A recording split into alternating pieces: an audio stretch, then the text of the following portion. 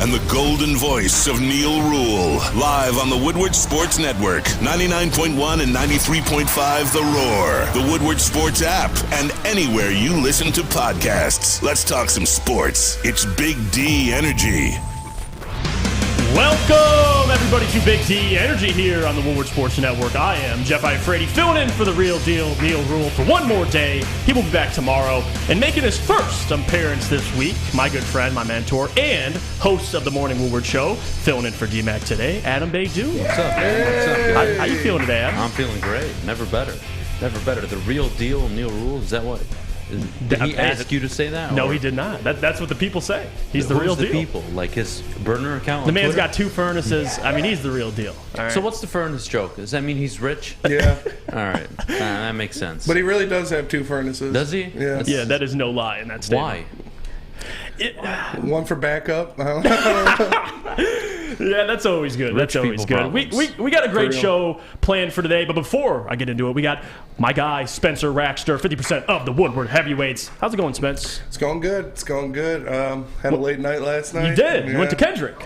Yeah, shout out. Woo. Shout out. Got the shirt tee on. It was a lot of fun, but yeah, other than that, just a chill weekend. No, it was rowdy. Was it LCA? Yeah, it was at LCA. It's a lot of fun. Saw some videos. That place was packing. And then, and last but not least, we got our guy, Sam Flannel, the legend killer. How you doing, Sam? I'm good, man. It's kind of nice, even though it's preseason, that we have some football to break down. We had all weekend to kind of like marinate in it. And then today, I mean, we're going to get into it later.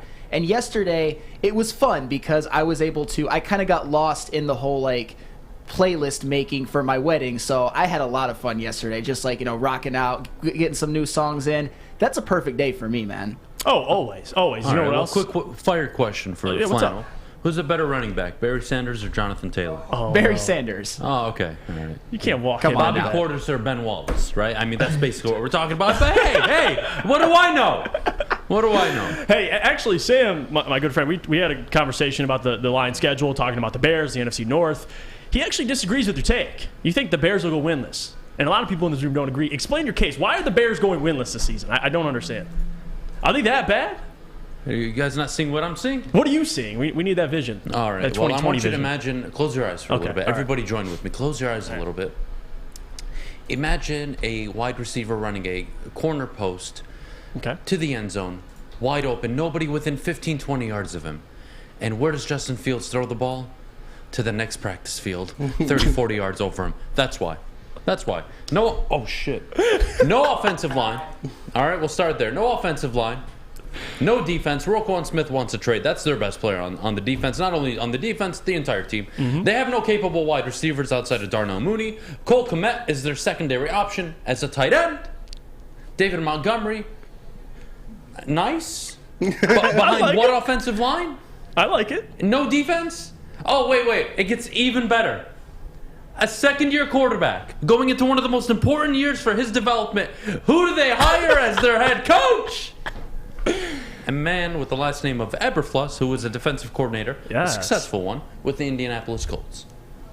Man, way to read the league. Way to read the temperature in the room where the whole league is going here, and it's working. We're going to be right here. We got this. This is some same old line stuff by the Bears. They're going 0-17, and every one of their fans could suck my dick. Hey, it's Spence. You can take to the people. I want to see. I want to see what they think. Will the Bears go winless this upcoming season? I know Sam Flannel. Sam Flannel's been. You know, I'm not going to say he's been defending the Bears, but when we come to those matchups where the Lions face the Bears, my guy Sam would say, I don't think they win this game because you like the talent they have, at least on the roster, Sam. I mean, I agree with Matt Eberflus being a terrible hire. Justin Fields could have benefited from an offensive coach. But at the same time, you've got a roster with David Montgomery, Khalil Herbert, Darnell Mooney, Roquan Smith. He's still on the team. He hasn't been traded yet. He's still going to start the season with the team, in my opinion. Eddie Jackson is a damn good safety. And Robert Quinn is coming off a season where he had 18.5 sacks. He did. The Bears are going to be bad. They're going to win probably 3 to 6 games, but they're not going winless. That's crazy. Yeah, I mean, I feel like to go winless, especially in a 17-game series, you have to try to be bad. And The speaking Lions of, were 0-10. yeah, they were. Who had a worse roster to start the year last year? The Lions last year or the Bears this season? The Lions, I would say. Really? Yeah, they have a worse roster. Really? Better quarterback situation with the Lions. Well, Better offensive line. Better wide receiving core. I like Eddie Better Jackson. running backs. I like Robert Quinn and Eddie Jackson. I mean, you're relying on 2 pass rushers to do the job of 11 players. Roquan Smith's out of town. Their secondary is meh. Oh, no, they're going to be bad. But it's an interesting conversation. You guys are generous. Speaking of interesting conversations, Lions played the Atlanta Falcons on Friday. Me and Stick kind of covered it beforehand, but getting to watch it and getting to see the Lions in action, football's back, it was a great feeling. And one thing I do want to get into a little conversation before we get into a couple of different topics. One being, what did you like about the performance? But one thing I do want to get into, and right now, the poll just update, will the Bears go 0-17? 60% say no, 40% say yes. So, bunch of softies in the chat. Regardless, they're going to suck. Bunch of virgins in the chat. Unbelievable. Spence, you're the voice of reason. How bad are the Bears going to be? I got them at 4-13. I think they're going to be bad. It's hard to go 0-17, but anything can happen. It wouldn't surprise me if they did, but I think they can scratch out a couple games at least. The Lions were 0-10-1 to start the season. Because they're not we saw this last year. Yeah. My fantasy football team last year was Lions 0-17 for a reason. You were I'm telling you, the Bears are at that level, if not worse. They're going to struggle. I like Justin Fields. I like him for the character reasons, obviously. But that's an uphill battle for him. But Ryan Pace and this head coach right now, I am not sold on. And if I'm a Bears fan, to be honest with you, I'd fall asleep in a bathtub.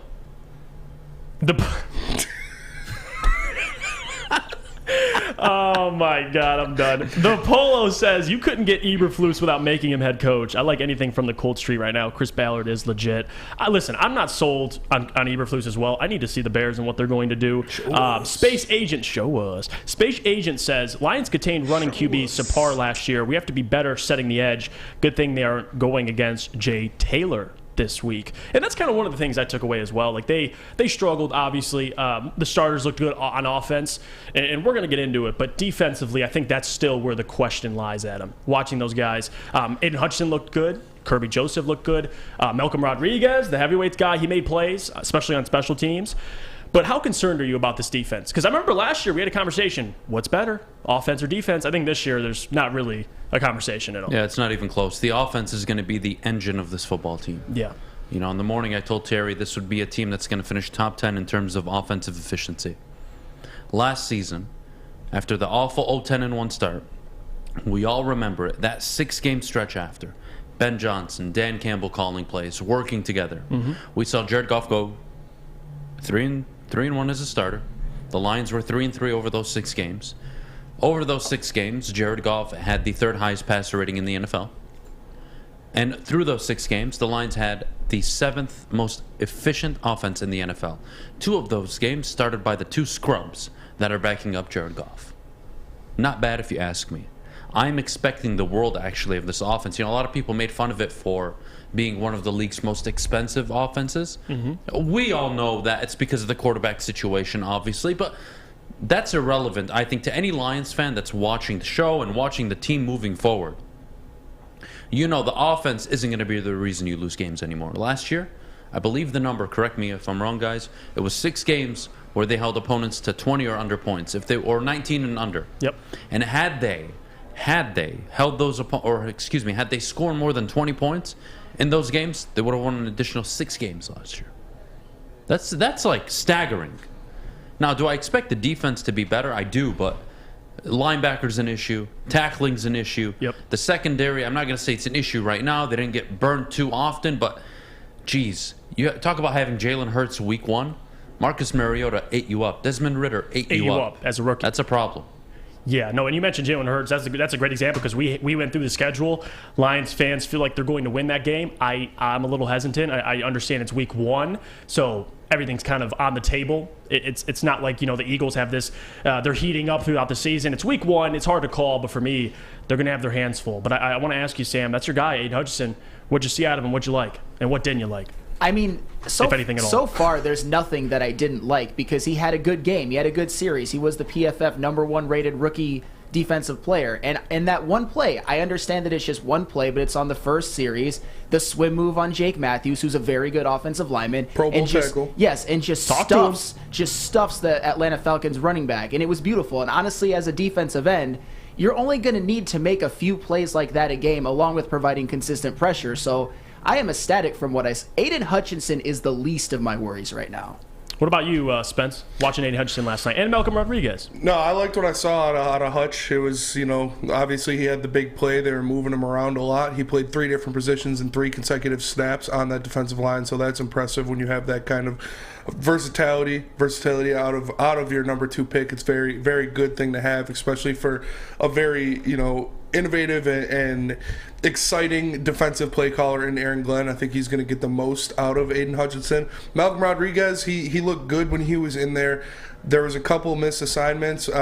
Honestly, I think it was more on Derek Barnes. He filled the wrong hole a couple times, and they broke off a couple big runs up the middle. Mm-hmm. But we saw him making big hits, knocking people down. So I'm excited. And they're both rookies, so they're going to only learn and grow as the season goes on, and it's still preseason, so take a deep breath, people. One thing as well that I took away watching the game is just the offense. Starters came out, efficient, moved up the field. The run game, DeAndre Swift as well, and that was one guy I didn't want to play in the preseason because I'm so worried about him getting injured. But I got to say, Adam, offense looked good. You got to take hits. Jamal Williams split the carries with DeAndre Swift, which I thought was really interesting. You talk about fantasy football for a second. I'm not concerned at all. I actually think it's better because coming out of the backfield, you're going to expect Swift to get the important touches. Mm-hmm. At red zone, I'd expect Swift, and you saw it on the first drive, so that was really promising. To go back to the defense, Malcolm Rodriguez's problem during the game on Friday was over-pursuing. Yeah. Too far up the field, and then just cheating a little bit. Obviously, on that one gash, that went about 20 yards, I believe. It's just, you can't do that. You have to hit the hole, fill your gap. Even if you don't make the tackle, that's not your job. Your job is to fill the gap so the running back can't run through it. Mm-hmm. So a lot of issues with tackling, missed assignments, but it's the defense. That's what you would expect. For me, the biggest takeaways have to be Aiden Hutchinson looking like the damn number 2 overall pick that you wanted him to be. That's what you're supposed to look like. It's funny. We talked about Sauce Gardner before the show. Mm-hmm. He looked like a legit number 4 overall pick, huh? Yeah. And I don't mean to pile on Jeff Okudah, but show me his film. You typically know right away in the NFL. This isn't hard. Baker Mayfield, the Sam Darnolds, Marcus Mariota, Jameis. Well, you know by now. You know if they're good. Herbert steps in, he's good. Burrow steps in, they're good. Trevor Lawrence needs to be good this year. He just does. Right. It doesn't take long anymore in the NFL. These players are so gifted. So, Okudah had a good game, 3 tackles. I believe 1 pass deflection. I could be wrong. But I thought he was solid in the 18 snaps he had. And I hope he's solid and continues to grow throughout the season. Yeah, no doubt. Speaking of Aiden Hutchinson, man, that guy is shredded. And I'm kind of curious to see where he works out. He's skinny, though. I know. It seems like he goes to Planet Fitness, if I had to guess myself. Oh, he most certainly does. But Planet Fitness is also great for teenagers right now because if you are a teenager ages 14 to 19, you can work out for free all summer long via the high school summer pass, and that goes all the way until August 31st. Planet Fitness is home of the judgment-free zone, where you can work out in a non-intimidating, judgment-free atmosphere with membership starting at only $10 a month, or you can be bougie like Neil and get the black card for $24.99 per month. Join today in club or online at planetfitness.com. Planet Fitness, where your fitness is essential. At work and at home, we're there with smarter security solutions. Featuring complete automation with customized alerts and more. For over 90 years, we've been the company that's been counted on to protect what matters most, all with personalized service and care. Right now, for a limited time, receive a free video device plus free installation with a new home system. Guardian Alarm. We protect Michigan. A ton of fun, a ton of sports, and a ton of man-meat. Welcome to the Woodward Heavyweights, live daily 5 to 7 p.m. on Woodward Sports. When you need apparel, there's only one place to go. Big Frog in Novi. With no setup fees, no artwork fees, no minimum, and a 24-hour turnaround, you can have your whole team outfitted in no time. Embroidery, direct-to-garment, vinyl, and screen printing, Big Frog has it all in all the styles you want. So whether it's a sports team, fundraiser, school event, or corporate needs, Big Frog is your one-stop destination. Visit bigfrog.com/Novi or call 844-4-BIG-FROG. At Alta, uptime matters. Alta Equipment has everything you need to get the job done. Have a big project coming up? Alta Rent has you covered. Give them a call today at 844-GO-TO-ALTA. That is 844 go to Alta. Yeah, Flannel knows a thing or two about It's it. a great cause, and look, anytime that you can help support kids, and more importantly, opportunities for kids, I'm there. Shane, appreciate you. You go every other one, though. No, it's you two versus us in a two-man basketball. Mac, I know that. I'm just saying we go every other player. No, you don't. Your team goes. Your team goes, and can you tell him etiquette? He goes next. His team goes, then our team goes. If you win the hole, you get the box. Your team gets the box. Etiquette? Damn, you'll come at me like that? Okay. It's hole number one, guys. We want you to have the T1s today, I didn't even do anything, man. Damn. We're good to go? We're good to go. Yes, hey, listen, it's about to be going off, but you can't, like... I didn't even do anything. Why you talking like you you go, my I father? go, you go, I go. Why you talking like you my father? You have to tee. It's your honors. I got you. I don't want to take your honors until I earn them. I'm done talking now. Fuck this.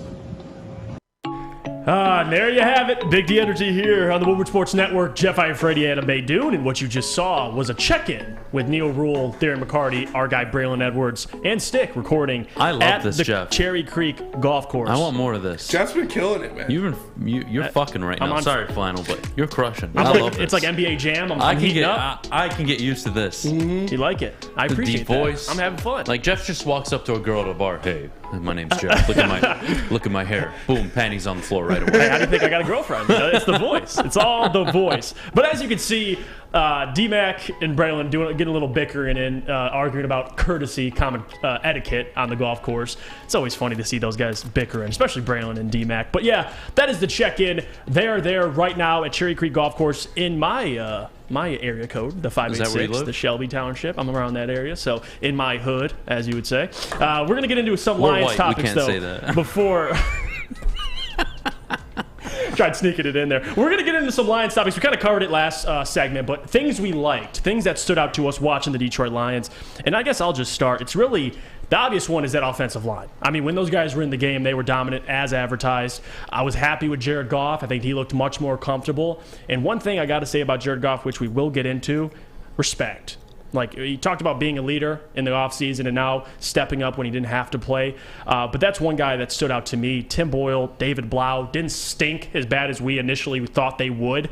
And there are definitely more question marks defensively than offensively, besides Aiden Hutchinson, our guy, showing why he was the right decision at number 2 overall. Sam mentioned it, the highest graded first-round rookie defender from week 1 of the preseason. And, of course, Kirby Joseph led the team in tackles. Jeff Okudah played solid. I mean, you can go through Jared Davis, another guy that brought back to Detroit, didn't have that bad of a preseason game. I actually liked what I saw out of Jared and Malcolm Rodriguez. Derek Barnes, another one. A lot of guys need to work. But, again, it was just refreshing to see them out on the field making an impact. Seeing Ben Johnson call plays. Those are some things I took away from the game. But, Adam, watching, what are some things you took away? You kind of hit it at Aiden Hutchinson already, but besides Yeah, that. Aiden, the offensive line and Aiden Hutchinson, I think, are the easy ones. But for me, it's the offensive play calling. Look at that offense. That's your identity. Mm-hmm. That's it right there. Like, I don't throw around compliments for OCs that often. And when we talk about Ben Johnson, I'm telling you, that kid has future potential. You look at a Zach Taylor, Kyle Shanahan, Matt LaFleur, Sean McVay. You look at some of the young and up-and-comers. That's it. That's his ceiling. That's our Whether guy. you want to admit it or not. Yes, it is. And what I saw was a 10-play, hyper-efficient drive, 5 minutes. That's what the Lions are going to be during the season. My takeaway was identity. They have an established identity on offense. And you want to call Goff a bridge. You want to call him a game manager. I don't care at this point.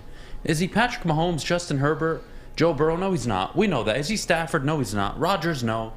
You don't need him to be. Ryan Tannehill was the 1 seed with the Titans last season. Mm-hmm. You can win in the NFL with average. Can you win a Super Bowl with average? That's a whole different conversation. Jimmy G's fallen short. I believe the last quote-unquote average quarterback to win it was Nick Foles. Yeah. So you're really playing the game of chance thinking Super Bowl. But we're talking about a division win, a division title, playoff wins. That's very doable with Jared Goff. All it takes is, let me unscrew my head here. Good coaching.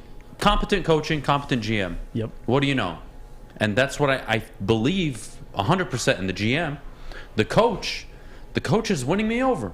He's got to do it in the regular season. He just does. You need to win in this league.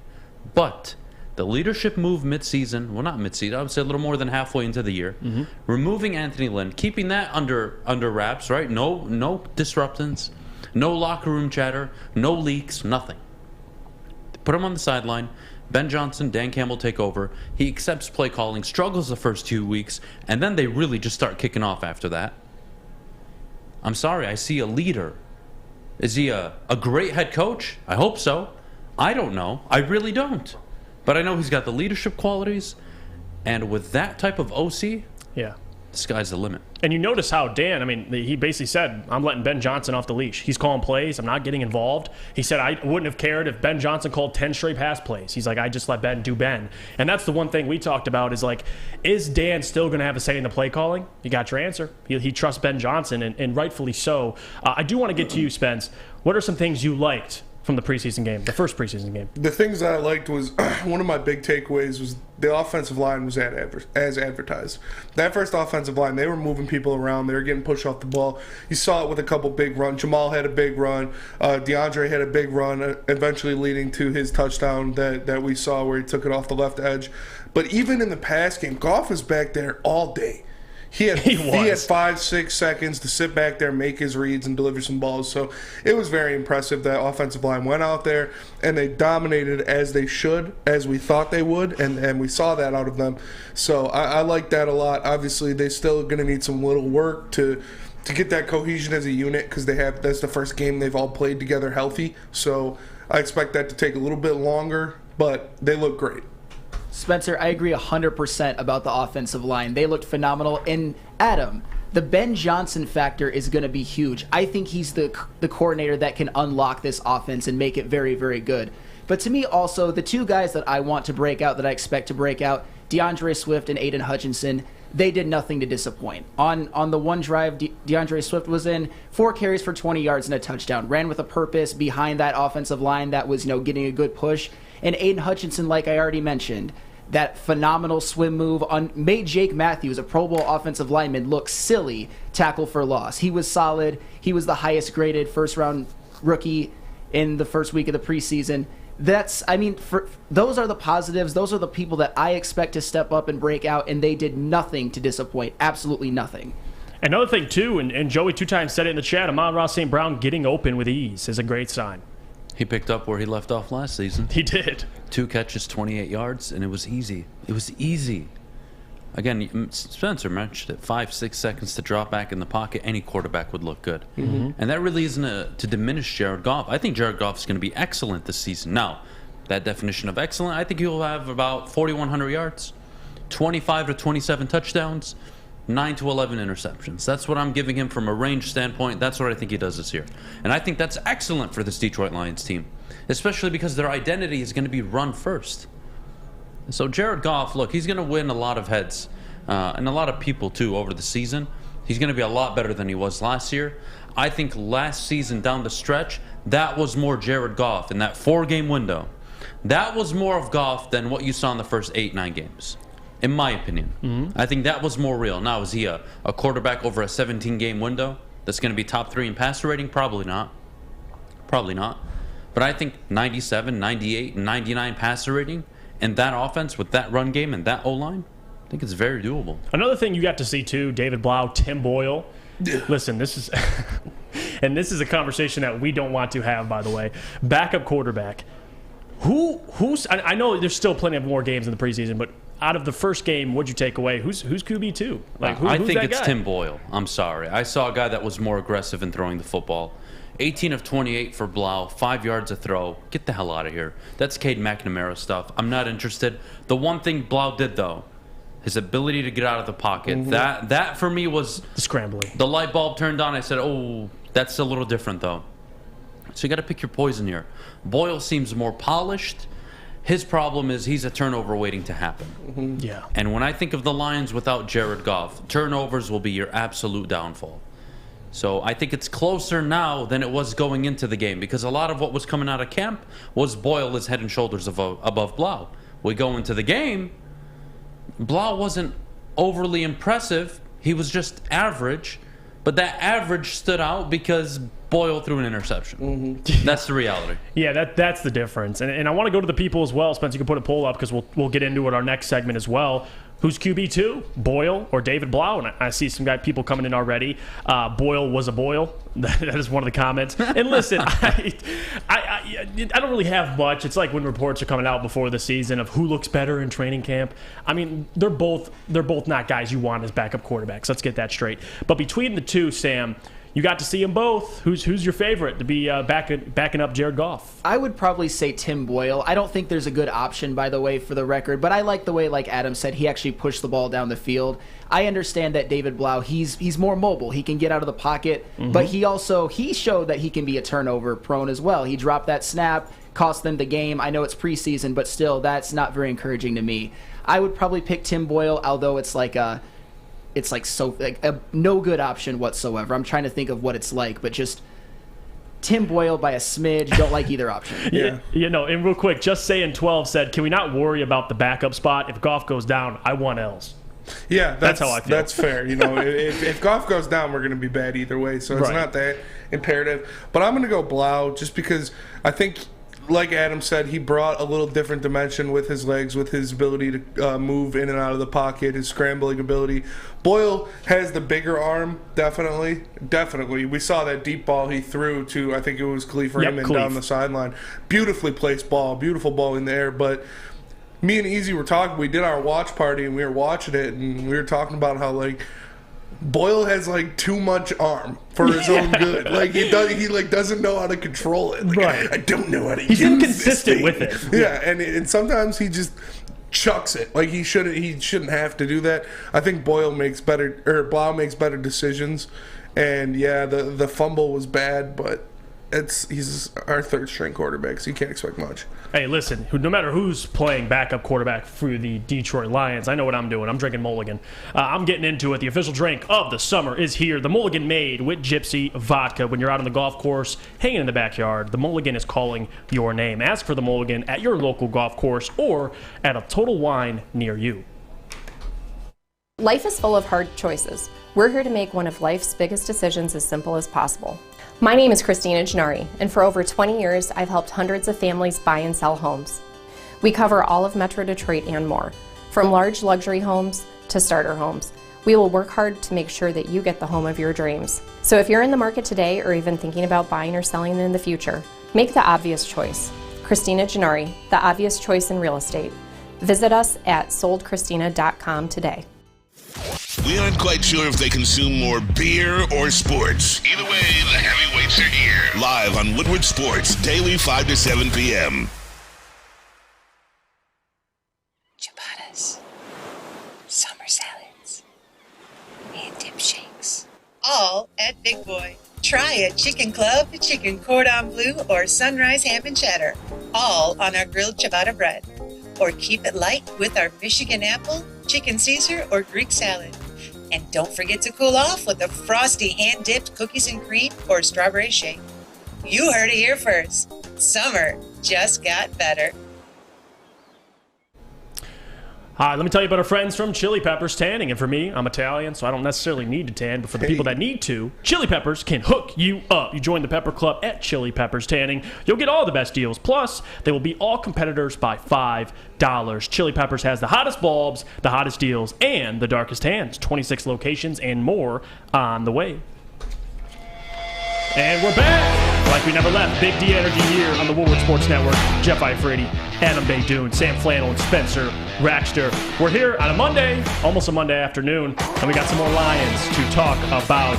We talked about things we liked from the preseason game against the Atlanta Falcons, but now we're going to get into some things that we did not like, which there were some things, especially defensively, and I'll start by just saying simply that defense, man. A lot of inexperience on defense. And not only that, that's going to worry me come the regular season, number one. We can be excited about this offense, which certainly we are. We talked about it.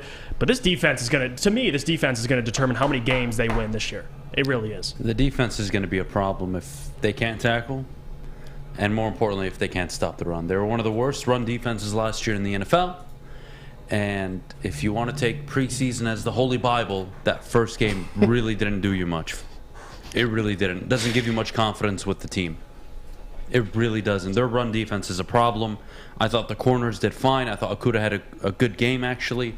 I prefer my corners not to be in the headlines unless they just dominate. So I was happy with the secondary.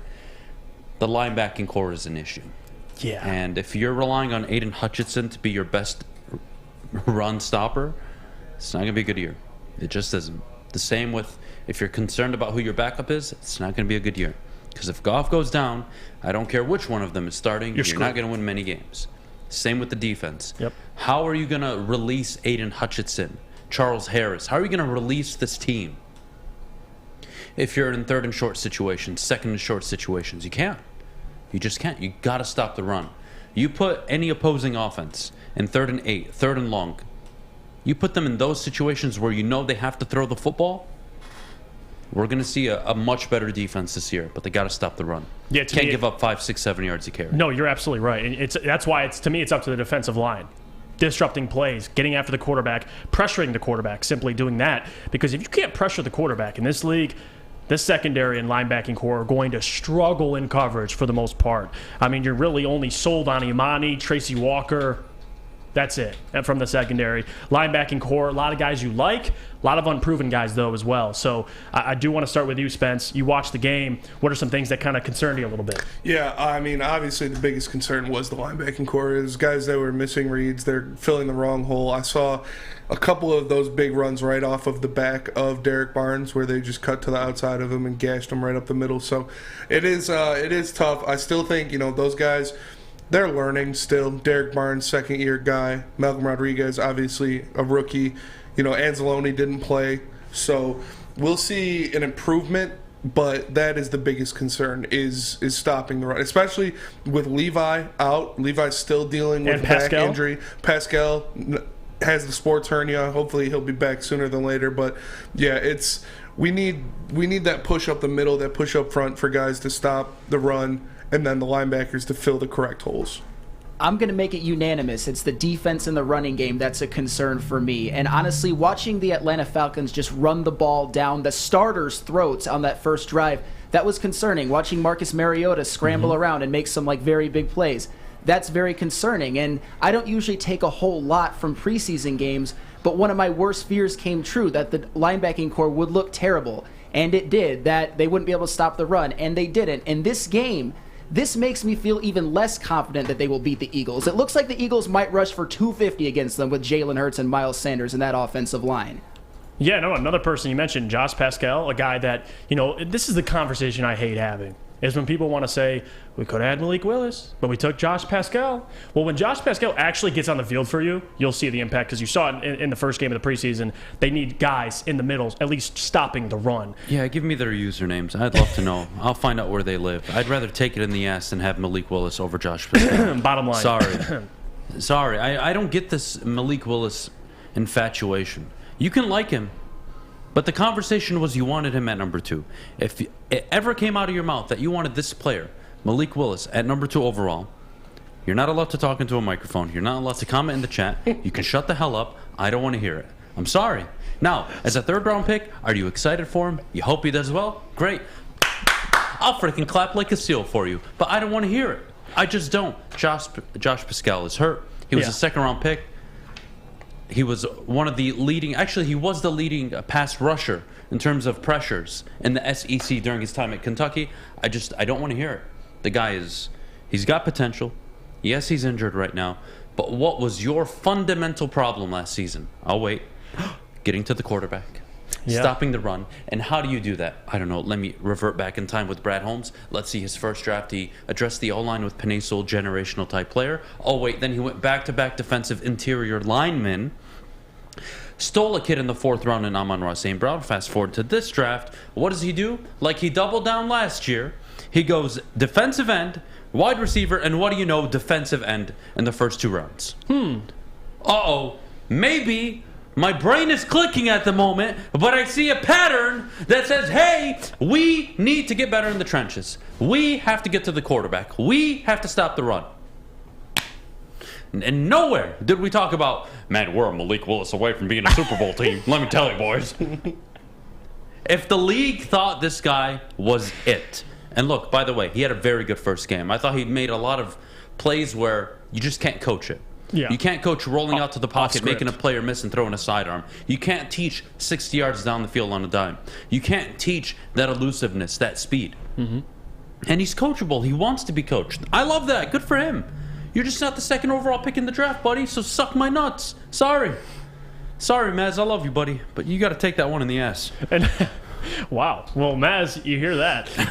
Prag says in the chat, which I just loved, and it's proposing the question about Pascal, and is he joining the second-round curse for the Detroit Lions being injured? I don't think so, guys. I mean, I feel like as Lions fans, we're so used to being traumatized that when something like this happens where Josh is injured with a sports hernia, we're like, yep, second round bust, another one. And it's kind of like, it's funny because you played against Tease Tabor. Yeah, Tease Tabor was on the Falcons. Tease Tabor was on the Falcons. Did I ever tell you guys the story of Tease Tabor? Do you know what Tease means in Arabic, Spence? No. It means ass. Swear to God. Tease means ass. We drafted Ass Tabor in the second round. I want you to consume that. Bob Quinn did more study on ass than anybody else. That is facts. And I found the comment, Prag says, he's a second-round pick, so I doubt he will ever get over that injury bug. I see Ethan Brown. Pascal will be a big ad. And yes, listen, I'm excited for Pascal. I think that's a guy that you don't know what to expect from him, but what he brings to the table, the Lions desperately need it. Where have they played Aiden Hutchinson? In multiple different areas. Versatility. I mean, look, I don't want to say this and it get blown out of proportion, but you have to understand the context of it. What player in the NFL right now who is playing at one of the highest levels on the defensive side of the ball is versatile across the line of scrimmage? Aaron Donald. Mm-hmm. Aaron Donald lines up in the interior, on the left end, the right end. You can never game plan for Aaron Donald. I think people don't really understand this. You're making an in-the-moment adjustment. And what that causes teams to do is they have to think.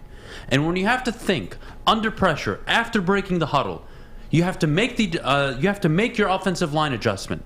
You have to hit the audible. This is our new pass protection. This is our new run scheme. Whatever it may be. You have to do that all within 10 to 15 seconds. And what does that cause? Stress. And sometimes stress leads to mistakes. That's why Aiden Hutchinson is so valuable, and I think it's going to benefit Pascal immediately. Because now you can line up at the line of scrimmage with Levi, Pascal, Hutchinson, and Charles Harris all at one time. It's not too bad. You have that capability. That's what I love about this defense is, at least in some areas, you have options. Mm-hmm. You have flexibility. Mm-hmm. Aaron Glenn has the decision, the choice to say, we're going to run these four guys out there. And they're deep, too. They can rotate them. They're going to be fresh. I think Brad Holmes has done a hell of a job addressing the interior line, both offensively with Sewell and, of course, defensively. He spent 4 picks in the first 2 rounds on it. It matters. It just matters. And when they evolve to that point, no one's going to be talking about a quarterback. No one. Especially a third-rounder. And last I checked, the last third-round pick to make it in the NFL was Russell Wilson. Dak doesn't count. He was a 4th-rounder, so I'm saying that specifically. But Dak Prescott, I think, is the most recent example of late-round success. Mm-hmm. Maybe Malik Willis is that. Maybe he makes the league regret it. I don't care. I don't. I really don't. You think any team regrets not getting Dak Prescott right now? What's Dak done in the NFL? How many playoff games has he won? How did he do last year? With Amari Cooper and CeeDee Lamb and Michael Gallup and that offensive line. That offensive line's aged now. They had their moment with Dak. And now they paid him, and you're going to see the real Dak Prescott. You paid Jared Goff, you saw the real Jared Goff. Right. Now, with the Rams, it's different. The salary cap doesn't exist. They play by a whole new different set of rules. F them picks. F them picks. That's a hell of a motto, but I'm just saying. Stop concerning yourself with everywhere else around the league. You are building in the trenches. You are building what is the most important thing to do in the NFL, which is win at the line of scrimmage. How do you stop a quarterback? Is it Jalen Ramsey or Aaron Donald? You would take Aaron Donald. Yeah. Yeah. That's just the reality of the NFL. The Bengals didn't get good on defense because of Jesse Bates. They got good because Trey Hendrickson worked the hell out. Yeah, 14 sacks last season. for the big fella. And Funky said in the chat, everyone the Lions drafted for their front can play up and down the line. That's why they list everyone as a just DL on the Lions website. No more DNs, D tackles, nose tackles, outside linebackers, just DL. And that's the versatility I think Brad Holmes is creating with this team. And you see it, Aiden can play all downs. He can play the run. He can get after the passer. It does not matter. I think Pascal is going to be cut from a similar cloth. So I know they struggled in the preseason, obviously defensively, but again, a lot of vanilla play calling, and you don't have all your guys there for the entirety of the game. So I'm kind of waiting until the actual season starts to freak out or be concerned about anything. We were missing some big pieces on that defensive line. Absolutely. Obviously, no Romeo, no Julian, no Levi, no Pascal. Like, those are 4 guys that are going to be seeing serious snaps this year. And Easy said it multiple times, like in training camp, at practice, their best defensive line, when it looked the best, when it was beating that great offensive line, was Julian on the outside with Aiden and Aleem in the middle, and then Charles Harris on the other side. So you got guys like you got 4 guys that can attack the passer. You got 4 guys that are athletic that can get to the passers. You're really 6 deep. Yeah. You're really 6 deep, and that matters. Depth. Because what happens when Aaron Donald needs to take a rest? Yeah. Somebody has to go in and fill the void. You can't fill Aaron Donald, but you have to try at least. Yeah. That matters, man. It really does. I think the Lions have options. They should be happy with how Brad Holmes has drafted so far. I don't see any holes in his strategy, I should say. Yeah, no, I don't see any holes in SMA because you got to get down there and check it out, especially if you have any concerns, any fentanyl addictions, and just help spread awareness, because the sports marketing agency helps spread awareness about mental health and substance abuse. Their new podcast called This is the F Word helps spread awareness of fentanyl and other addictions. Go to thesportsma.com if you're struggling or know somebody who is. Hi, my diamonds. It's Crystal with an X. You want to get hot and perfect like me? Here's my super easy routine. Drink at least a gallon of water before you wake up. Attach a weight to everything in your house. Hello? Sell your car and just sprint everywhere. Scream when you exhale. Don't follow Crystal with an X. Do your own thing at Planet Fitness with tons of equipment and free fitness training in our clean and spacious clubs. Join now for just $10 a month and cancel anytime. Game is won in the trenches, and our big fellas don't mess around. The Woodward Heavyweights on Woodward Sports. Detroit's downtown summer playground is back. Open all summer long, the Monroe Street Midway. Enjoy roller skating, free Wi-Fi, food trucks, art installations, and so much more. Don't forget to take advantage of the basketball court, putt-putt, and, of course, family programming all summer long. All art installations are done by Detroit artists, and it's a fun, safe event from people 1 to 100. Go to deckedoutdetroit.com. What's going on, everybody? It's Spencer for the Fulling Warehouse in Hamtramck. You know it. You've heard of it. It's the home of the original football bowling pin game called Fulling. Multiple different ways you can play. They've got $12 open unlimited play. We can stay there open until close. Have a good time. They also have private lane reservation, $120, 10 to 12 people. You get your own lane. You can bring in any type of food that you want. If you get thirsty, they got a $2 mystery beer vending machine. You pop in $2, pops you out a good beer, no hassle, no fuss needed. If you know what you want or you want to make a decision, they have multiple fully loaded bars for you to choose from. So come on down to Hamtramck and check them out at the Fulling Warehouse, or visit them online at fullingwarehouse.com. Again, that is fullingwarehouse.com. Welcome back. Big D Energy here on the Woodward Sports Network. And if you guys could only see what happens behind the scenes, you guys would die laughing. But we do got more Lions to get into. Another concern, 2 concerns actually, we do want to get into. The linebacking core or the backup quarterback position. Which is more concerning? This answer is pretty easy to me, I'm going to be honest with you. No question, it's the linebacking core. Because the jury's already out on the backup quarterback. I mean, we know what Tim Boyle and David Blau are, and we're thankful that Jared Goff doesn't have to miss games often because we'd be screwed. So you saw last year without Jared Goff, people are clamoring for him to get back. The linebacking core is going to be out there every game. They're unproven. The backup quarterback position, you don't want to step on the field at all throughout the entire regular season. They're going to have a bigger responsibility than the backup quarterback. And the Lions haven't had that guy at linebacker since what? DeAndre Levy? I mean, it's been years, so we're still waiting. I'll be paying close attention to that linebacker room this year, considering I actually like the talent they have currently. Just a lot of unproven guys. So if you're asking me, backup quarterback, linebacking core, Adam, it's easy. I'm more concerned about that linebacker core. Yeah, that's a problem, man. That's the problem. Look, you can be concerned. I think it's fair to be concerned with your backup quarterback role, but excuse me, Jared Goff is the starter. He typically doesn't miss many games. He is actually a very healthy quarterback. If you go over his career, he hasn't missed many games. So this is a non-issue. And look, if Jared Goff goes down for the season, it's over. Do you really think you're going to win with anyone else? Even a good backup? Really? What's that going to do? You might as well start Boyle or Blau, lose all the games, and go get your future quarterback. Because if Goff goes down long term, you're not going to have confidence in him in the future. It's a big if, especially with the money attached to him. So it's a no-doubter you go for a quarterback. The linebacking core, yeah, Alex Anzalone didn't play. No, he's not the greatest linebacker, but he's much better than what you saw on the field on Friday. Right. So the linebacking core is my biggest concern. Can they stop the run? I thought they did okay in pass coverage, but there were just way too many over-pursuing, not filling your gaps. It was quite pathetic, Spencer. I think they have a long way to go. Tackling, wrapping up, that's a whole different issue, which you don't even expect from your linebackers. But these guys really have a lot of work to do. Malcolm, Derek Barnes. Derek Barnes has regressed, in my opinion. Yeah. That is not inspirational to me as a guy who, you look at a 5th, 6th round pick in Derek Barnes. I mean, you're not expecting the world, but come on. You don't look any better than you did last year. What the hell you been doing? Mm-hmm. So that's a concern. It's tough for me because, yeah, I understand, like, the severity of the linebacking core. They're playing every day. They're an important part of the defense. But these guys are young, so they have room to grow. They have room to become better players, to get more cerebral, to learn the position in the NFL and play at a higher level. While the backup quarterbacks, like to Jeff's point, I'm kind of using it against him, like, they are what they are. They're not getting any better. We know what they are. These linebackers still have the opportunity to improve as players, to get better as the season goes on. But, yeah, I mean, it's tough not to say the linebacking core because, like you said, Jeff, they're there every day. They're going to be there every game. They're an important part of this defense.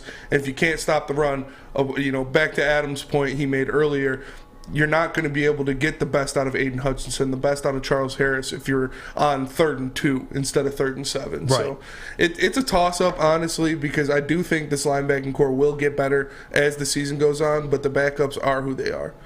Yeah, Spencer, I think it's the linebacking core by a mile. And one of the reasons is, and I want you guys to really listen, guys, Big D Energy audience, Alex Anzalone and Chris Board are starting linebackers on the Detroit Lions. I repeat, Alex Anzalone and Chris Board are starting linebackers for the Detroit Lions.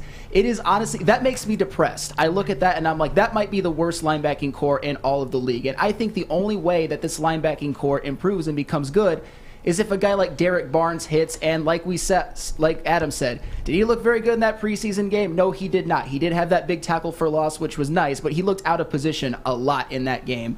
And a guy like Malcolm Rodriguez, you hope that he steps up, but you're counting on 4th and 6th round picks. Those don't often hit. Oftentimes neither of them hit, but both of them, that would be a miracle. And honestly, the backup quarterback thing, I'm with the rest of you guys. If Jared Goff gets hurt, I'm completely resigned to the fact that the Lions just aren't going to be good and they can get a better draft pick. The only way a backup quarterback can make a difference is if you have a Super Bowl level roster like the 2017 Eagles and Carson Wentz goes down and you have Nick Foles.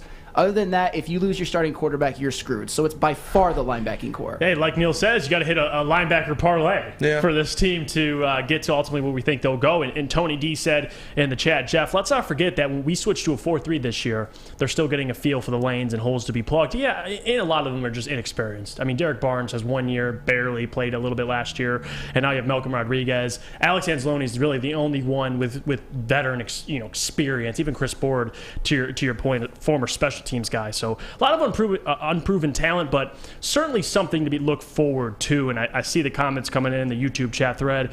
If you're listening, go join the conversation.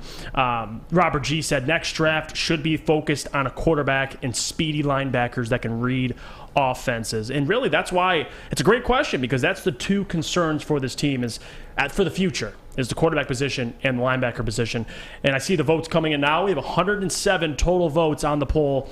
What is more of a concern, the linebacker core or backup quarterback? Linebacker core has 84%. So to your point, Sam Flannel, it's by a mile. I mean, and that's what I'm saying. I don't think the backup quarterback situation will even affect us this year, because Jared Goff has proven over the years that he can be durable, although injuries do happen and they're fluky. But the linebacking core, I don't like the starters, and that will affect the team directly from day one in every single game the rest of the season, because you need a linebacking core. It's not as valued as it used to be, but still, if it's Chris Board and Alex Anzalone, I'm ducking for cover. I'm hiding under the bed because it's going to be ugly. Yeah, I can't name you a lot of teams, their backup quarterback, and that's the point. Like, no one's concerned about it. Chad Henne stepped in for Patrick Mahomes, made some plays. So, again, it does not matter if you're this bad of a team, Adam. It doesn't. Let's focus on the linebackers. It's irrelevant. If he's going to get hurt, you might as well tank. Just tank at that point. Yeah. We all know this team needs a franchise quarterback. Is Jared Goff a franchise quarterback? Anybody? No. No, he's not. Right? We all agree? Yes. But is he very serviceable? Absolutely. Can he win you some games? Yeah. Can he get you a playoff win? Yeah. Can he get you a division title? Yeah, the hell he can. Not on his own, but that's where the GM and the head coach have to step in. And if Dan Campbell, forget Dan for a second, if I told you, close your eyes, if I told you had a top 12 coach in the NFL right now, would you think this team could make a wild card? I think you all would say yes. Yeah, 100%. If you had a top 12 coach in the NFL, you would say yes. That's what Dan Campbell needs to be to ever win a division title, to ever win a playoff game with Jared Goff. Sorry, you guys saw it for 12 years with Matthew Stafford. Quarterbacks, it's very difficult, it's very rare that they overcome front office instability, awful head coaching, no offensive line. The only quarterback in my lifetime to ever do it, Andrew Luck. He is the only one ever. You want to play that game and play the anomaly game? Good luck. Stafford couldn't do it. None of them could do it. There's a reason. There's a reason Burrow is the first quarterback in NFL history drafted #1 overall to get to a conference title game, let alone a Super Bowl, in his second year as a starting quarterback. There's a reason for that. Because it's hard, and you go to bad situations. You look at the future of this team and whatever quarterback they bring into town, Ben Johnson, Dan Campbell, Brad Holmes, a much more stable front office, the best front office I think in franchise history already. It's not even close. They walk into that situation along with a top 3 O-line, an up-and-coming defense, Amon-Ra St. Brown, DeAndre Swift, TJ Hawkinson. Come on, guys. This is a good situation for any future quarterback. I got 2 comments that I do want to get into. Tom says, do you really believe that if Goff goes down, that DC will tank? Really? That's not what we're not saying he's purposely going to tank, but if you don't have Goff, tell me, what is that roster? How many games is it winning? Please, I'm waiting. You'll win 4 games with Tim Boyle or David Blau. So that's maybe. That's what we mean by tanking. I don't think you're going to suck. It's not tanking. Yeah, you're not going out there, today we're going to lose a football game, boys. Are you ready? No one's saying that, dipshit. And then Ben says, Goff will never be good enough for these guys. Listen. What did he say? He said Goff will never be good enough for these guys meaning us. And Who said that? I just lost it. It was by Ben. My guy Ben in the chat. Goff will never be good enough for these guys. You're Ben, damn suck right a he dick. won't. Because we know what Goff is. That's the point. Ben. We know what Goff is. Hold on. What do you... Ben, my buddy. My good old pal. Ben, you know I love you, buddy. You know we're good friends. Ben, listen very closely. I'm going to speak slowly, so maybe it works for you. Are you ready for this? Imagine trading 2 first-round picks and Jared Goff to upgrade your quarterback. The Rams gave you 2 first-round picks because they didn't believe in Jared Goff. Because he's obviously not Justin Herbert, Matthew Stafford, Aaron Rodgers, Patrick Mahomes. He's none of them. He's not Joe Burrow. He's just not. And that's okay. You can win with him. You can win with Jared Goff. But that does not mean he is your franchise quarterback. Oh, anything he ever does is never going to be good enough for these guys. If you're a Kansas City Chiefs fan, would you prefer Alex Smith the last 4 years or Patrick Mahomes? Patrick Mahomes. Anybody? No, yeah, I agree with Ben. Suck my dick, Ben. This is an interesting question. Pat Riley asked, Goff has made 2 Pro Bowls. Can he make a 3rd Pro Bowl, Adam, as a Lion during his tenure here? You think he can make a Pro Bowl? Who? Jared Goff. He has 2 right now in his career. In the NFC, that's a good little right question. now, I'd say yeah. Then you can get a Pro Bowl? Look at the NFC. Matthew Stafford, Aaron Rodgers, Tom Brady. This year, probably not. The year after Rodgers, question mark? Brady definitely gone. Brady's gone after this season. So what do you have? Matthew Stafford, Kyler Murray? Yep. Kirk Cousins? Anybody else? It's a toss-up, yeah. Anybody else? Honest to God. Like, he'll get in as an alternate or as the 3rd quarterback. Lance, maybe Trey Lance. Trey Lance, maybe if he develops. Justin Fields, you look around, but there's nothing special. Like I said, if the guy puts up 4,100 yards, 27 touchdowns, and 9 interceptions, the quarterback's already sit out in the Pro Bowl, so yeah, he'll probably get in. Yeah, I'd put some money on Jared Goff making a Pro Bowl during his time here. Absolutely. What do you think, Spence? Think he gets in once? I mean, it's going to have to happen in the next, if not this year, then the next year. Yeah. You know, so it's go time. If it doesn't happen now, I don't see it happening. So. What about you, Sam? I mean, if you were in the AFC, there'd be no chance. But in the NFC, like with Aaron Rodgers, Tom Brady, Matthew Stafford, that's his only competition. Unless Kyler Murray has a great year, it could happen, especially if he's running a Ben Johnson offense that clicks. I think it's possible, probable, maybe as an alternate. But that's about it. And if Goff is going to the Pro Bowl, you know what he has to do, right? He's got to sit down and get his hair freshened up at Lady Jane's. Oh, yes. And come to Lady Jane's for an amazing award-winning haircut experience and register for a once-in-a-lifetime opportunity to win the car of your dreams from Les Stanford Chevrolet Cadillac. Yeah. Lady Jane's haircuts for men open 7 days a week. Walk in anytime, no appointment necessary. It's wicked awesome. The sports marketing agency would not be who we are without great community partners like Higuera Health and Carol Zuniga.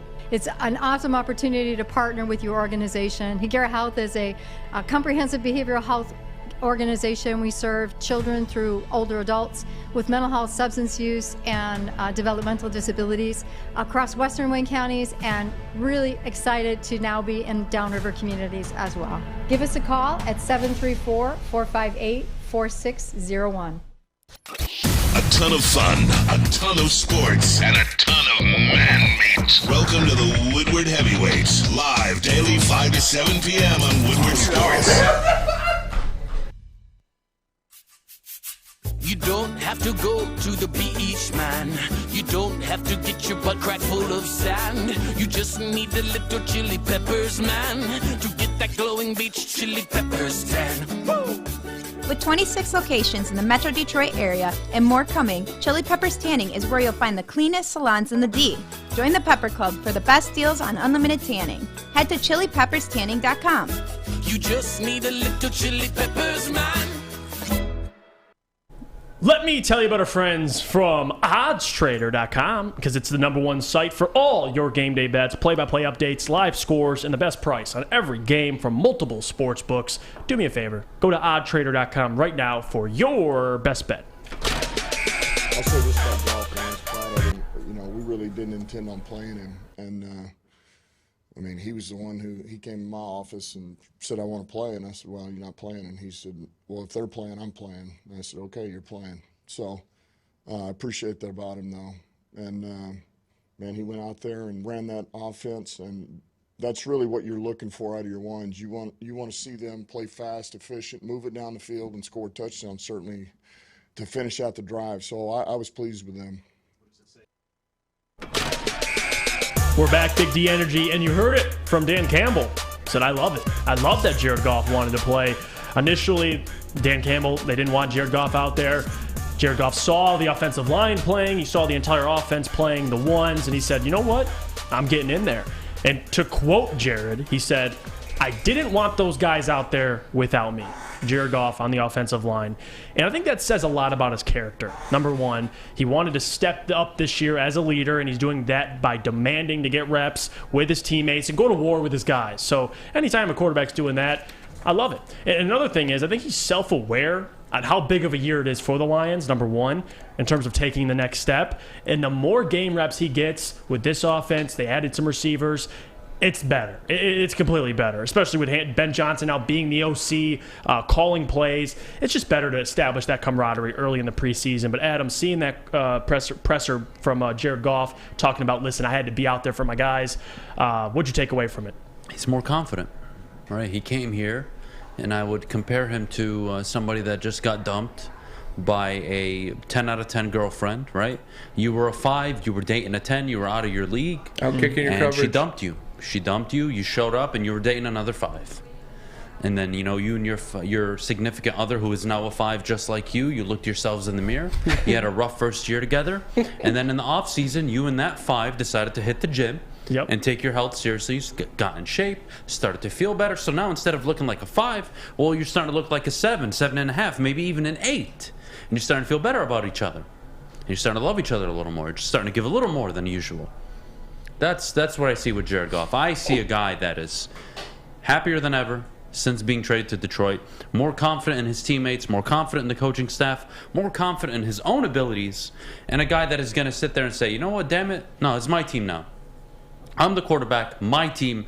I'm going to go out there with my guys. We're going to go out and have a good opening drive, and then I'm going to chill for the rest of the game. And he did exactly just that. That's what you want to see from your quarterback. You don't want to see your quarterback who, let's be honest, struggled last year, even though he was phenomenal down the stretch, but he struggled for a majority of the year. We used to call him, Dick Fumble Guy? Yeah. For that Bears fumble guy? I mean, come on. He went through a tough stretch of games when they were winless. So, that's not fun. At the end of the day, he looks more confident to me. He looks more composed, mature. I think a lot of adversity he's had to overcome, and whether or not he thrives, we'll see. But I was happy to see it. Yeah, me as well. I think talk about adversity and talk about confidence. Those two things you hit on. Last year, when Jared Goff first, we started some games and they were winless. People were talking about Jared Goff. It's all the negativity. And then when he went out and was missing some games, it was, where's Jared Goff? We need Jared Goff back. And I think this year he looks a lot more poised, a lot more confident, because he understands, listen, like you said, this is my team. I'm the quarterback. I have a camaraderie with Ben Johnson. I understand all the play calls. He's familiar with the system. And Spence, watching that presser, seeing how he responded. And I saw he got a little heated at a reporter, too, because the reporter was like, well, listen, you didn't throw. Is there a reason why you didn't attempt more, throws down the field? And he was like, you saw practice, right?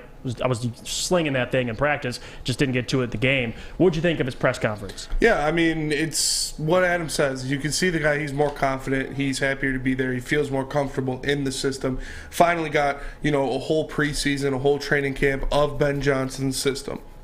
What that offense is going to look like, what reads he's going to have to make, who's going to be where. He feels more comfortable. We heard different players talking about. We heard DJ Chark earlier in training camp talking about if he has a question on where he should be, what he should do, he asks JG. He goes and asks Jared Goff. It's just like he'd be asking Ben Johnson or Antoine Randall L. He knows just as much about this offense and about this system. So it is important when you have the leader of your team, the guy who's supposed to go out there and drive this offense, has that confidence. He has that exudes to the other players. When you have, your big uglies, your offensive line saying, oh yeah, he wanted to come out there, he wanted to play with us, that means a lot to these guys. So it's important for that for sure. I love seeing Jared Goff with that confidence going out there and doing it. So yeah, it's awesome. I like it a lot. And one thing you hit on, which I completely agree with, is Jared Goff tailoring or helping tailor the playbook to him more and being like, this is what I like, this is what I don't like. Ben Johnson and him work hand in hand. And I think it just made him a lot more comfortable. So him going out there, he looked good. And listen, I get people were concerned he didn't throw the ball downfield. Guys, it's the NFL. You played your opponent's defense. Defense didn't open up many opportunities. Tim Boyle got one to Khalif. But with Jared in the game, that one drive, there wasn't too many opportunities to throw the ball downfield. That's the reality of it. So if you want to say dink and dunk Goff or whatever you want to say, Goff looked pretty solid out there in that preseason game. But Adam, I see D-Mac going at it with some of the viewers. What is going on right now? Yeah, Harley Ryder says the Rams will be trash in 2 years. McVay will leave before he has to show what he can really do. Dude, honestly, Harley, yeah, you're a fucking idiot, honestly. Max said it perfectly. You're a fucking idiot, dude. You have to be, honestly, there's the people that walk. Here, I'll paraphrase it this way. You get pulled over by the police, you're intoxicated, and you're the kind of guy that when they get pulled over, instead of trying to sneak your way out of the situation, you just say, I'm drunk, I'm sorry. Yeah, I had a little too much to drink tonight. Harley, you're a goddamn idiot. An absolute goddamn idiot. Imagine criticizing a coach who in 5 years, 2 Super Bowl appearances, 2 NFC championships, he could walk 3 away. division titles, He'd be 5 winning seasons. He's gonna leave in 2 years before we can see who he really is. Really, with Jared Goff too. Yeah, man could walk away right now. Insane to me. And he'd still be one of the best coaches of all time. So that's how it works. With Sean McVay, that conversation, it's garbage to me.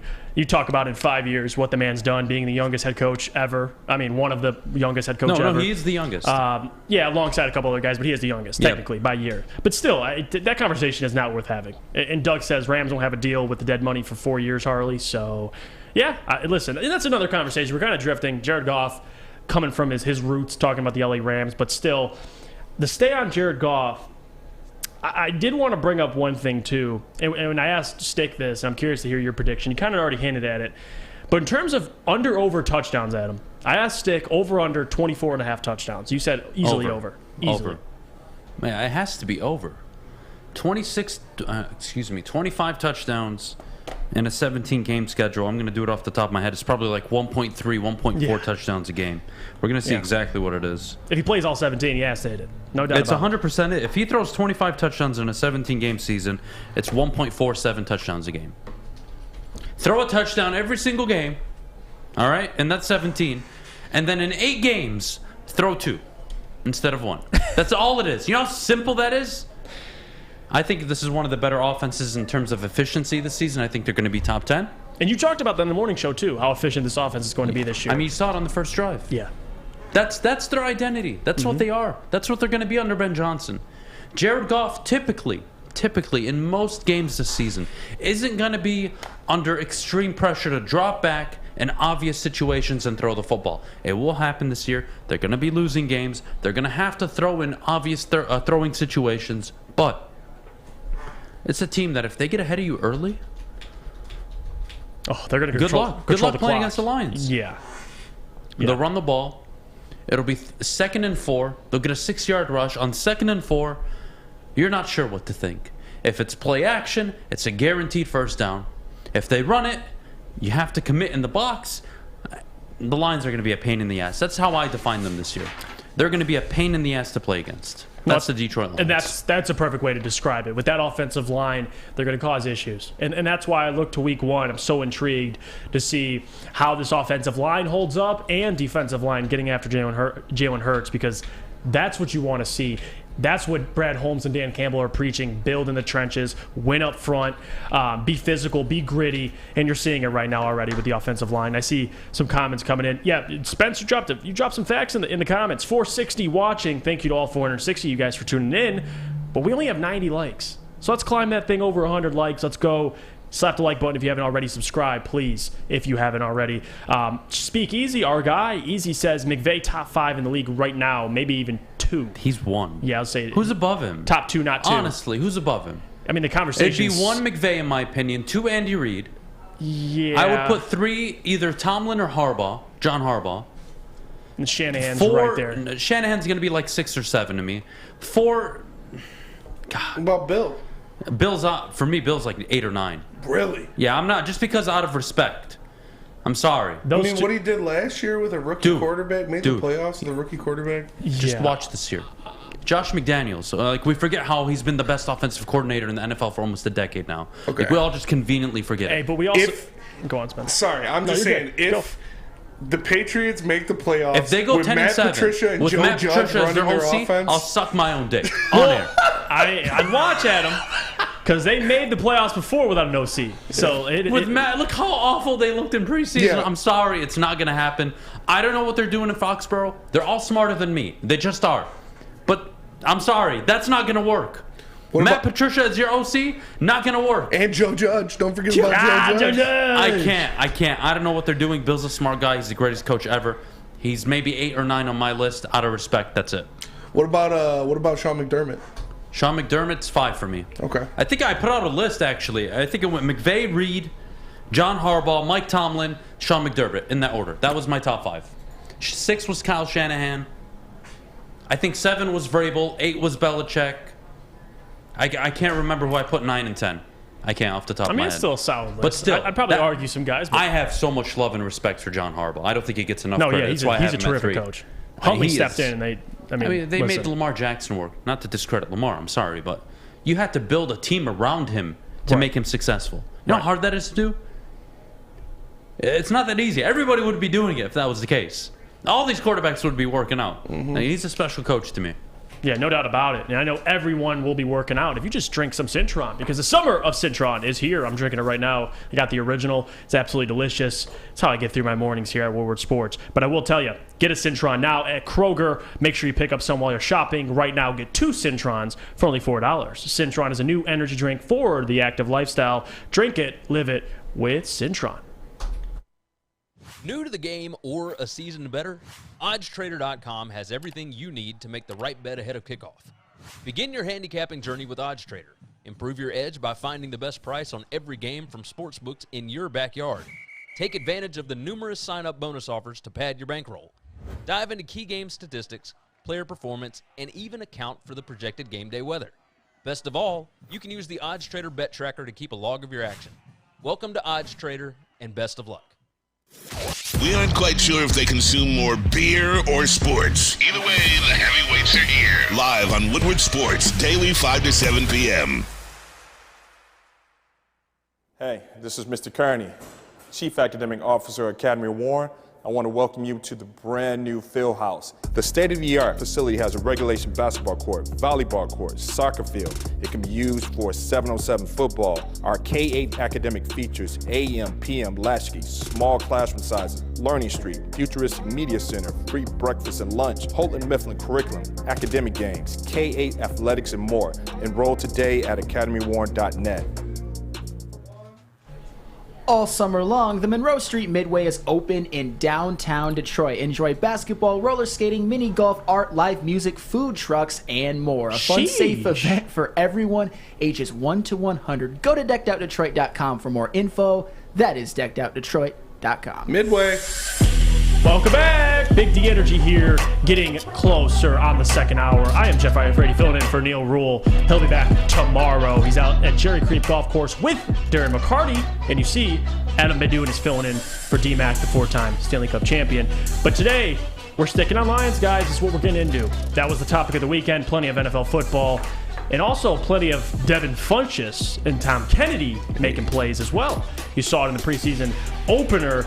Devin Funchess is a guy that we talked about, and Steak, we made a joke. We're like, listen, he's going to have little to no impact. But I'm saying it right now. He looked damn good. Tight end, too. And he's like a flex wide receiver. The guy looked good in the end zone. He threw that, basically the go route, just threw it up for him, go get it. Funchess got it, and he looked impressive. But another one was Tom Kennedy.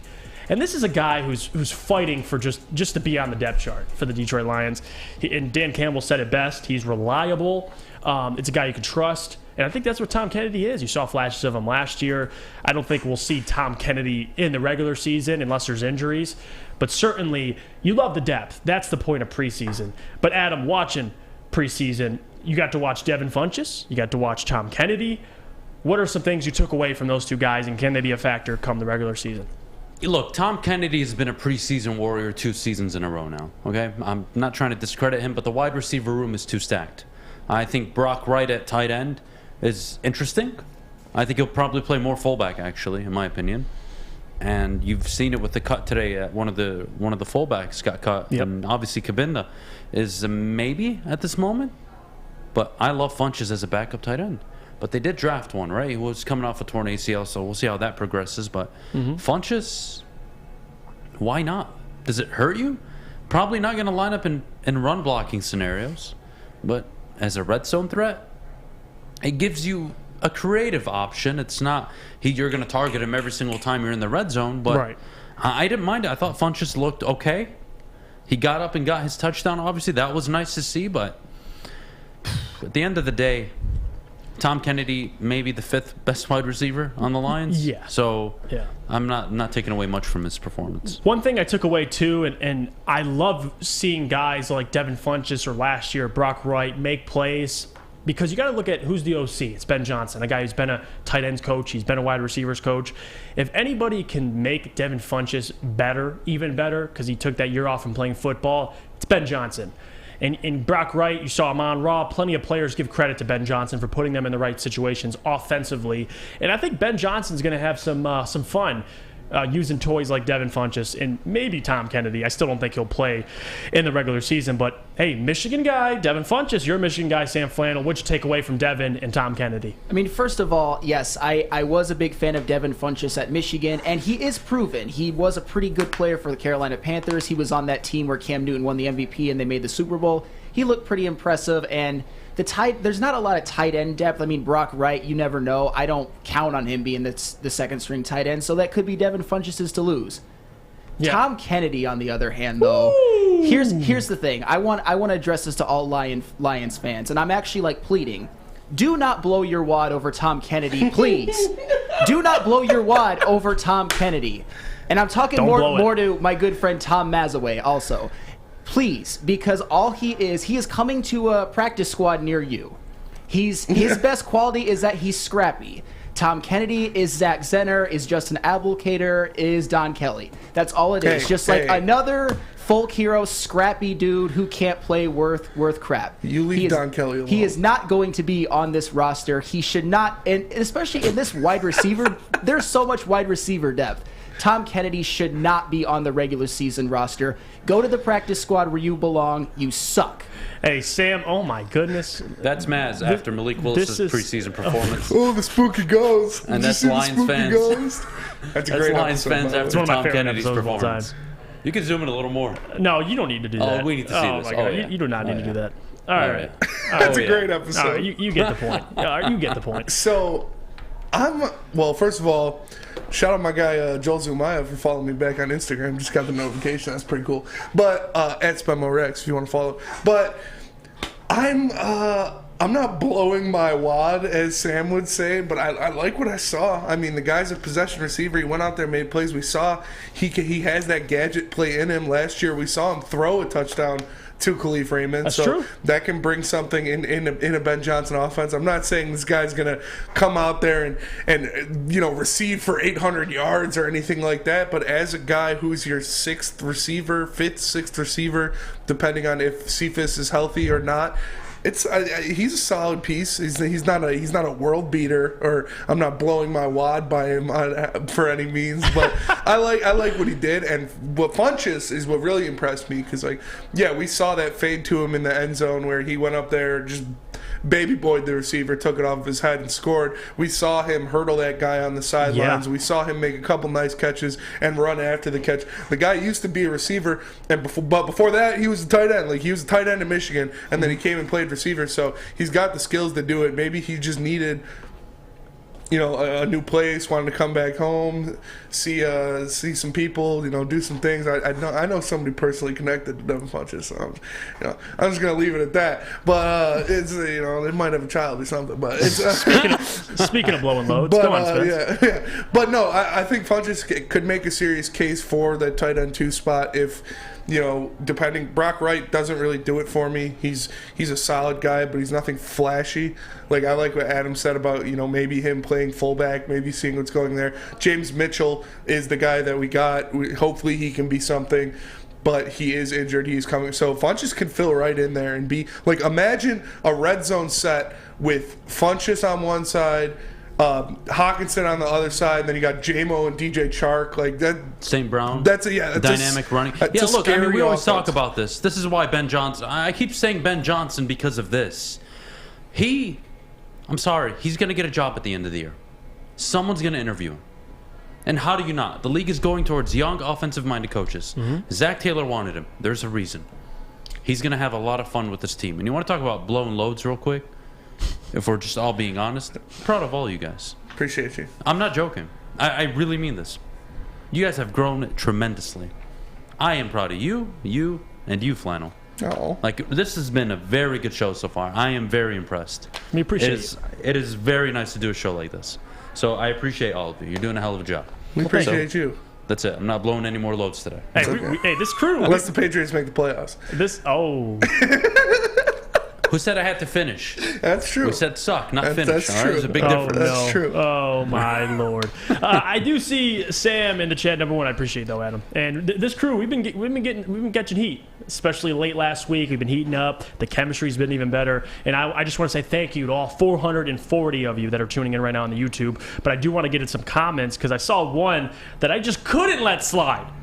Sam Arker says there is no difference between Kennedy and Wes Walker. Oh my gosh. I mean, he said JK though, but that's the blowing the load, as Sam would say, of Lions fans getting excited. Wad, whatever it is. Carson Claw says Adam hosting back-to-back shows today. Legend. He is stepping up. Adam's stepping up, man. He's coming from the bullpen. Killer. He's stepping up. He's the reliever. But I do got to say, more comments are coming in. That man, people are just hilarious. Dom Rivera said that is the nicest thing I've ever heard Adam say. We should make that Gordon Ramsay meme of where he's yelling at the adults and then coddling the kids of like Adham with Maddie, Adham with Jeff Spencer. And Yeah, with Fish too. Fish, shut the hell up, Fish. And then he goes to us, man. You guys are doing a great job. Keep killing it, man. Amen. Keep killing it. No, but we appreciate everybody for tuning in. Wyatt said, elite lineup on the show right here. We appreciate you, Wyatt, for tuning in. I do have more comments. I'm getting to all the people. You said, Harold Williams says, Tom Kennedy on the trade block? Who in the hell go trade for him? Yeah. So much hate. I laughed at this Bill one. Belichick would trade for him. Yeah, and you make him work. You make him work. Tom Kennedy would blend in over there. There is another comment that I died at. It was if someone, and I can't remember the username, but it said Tom Kennedy on the Bears would be instantly the wide receiver 2. Yes, that's 100% true. I agree with that statement. What about you, Sam? You hear that? Is Tom Kennedy wide receiver 2 on the Bears? I mean, I think they have Tajay Sharp. I think he's a little bit better than Tom Kennedy, but that is one of the things, if I'm being dead serious, this wide receiver core for the Lions is way too deep for a guy like Tom Kennedy. The one who should be worrying about getting phased out is a guy like Quintez Cephas or Khalif Raymond, not Tom Kennedy. Tom Kennedy has zero chance of making the opening day roster. Tom Kennedy for Roquan Smith straight up. Oh my God. I love it. On Madden, it might work. I mean, Tom Kennedy, we do a little swap. Roquan, Tom Kennedy. We'll give you Trinity Benson as well. What would so we know that doesn't happen a lot where you trade inside the division, especially not a player the caliber of Roquan Smith. What would it take for the Lions? A first round pick? It would take a first round pick for Chicago to consider. Would you they do need it? Starting. And they need it because they traded a bunch of them. Would you do it for the Rams pick? Yes. And I wouldn't hesitate. Yeah, me either. I wouldn't hesitate. You're But looking only for a the guy first like round that. pick, nothing else. Yeah. If they want a player, we'll give a player in a second or a player in a third and a fourth. Yeah. What if it's that's like Anzalone in a second? I do In a that. second? In a second. Oh, I'm in a biting heartbeat. on that. Yeah. In a heartbeat. I'm biting on that. Yeah, no, that's a no-doubter for me. I'm sorry. You saw the linebackers. The thing with Roquan is you have to pay him. You're going to have to pay him, Probably but you like have the $20 cap. million. Yeah. But you have the Yeah. cap. I'm sorry. If that is a move available to you, I would consider giving up the first round pick. Absolutely. Where are you on paying linebackers? Like extending them to big money, like $20 million.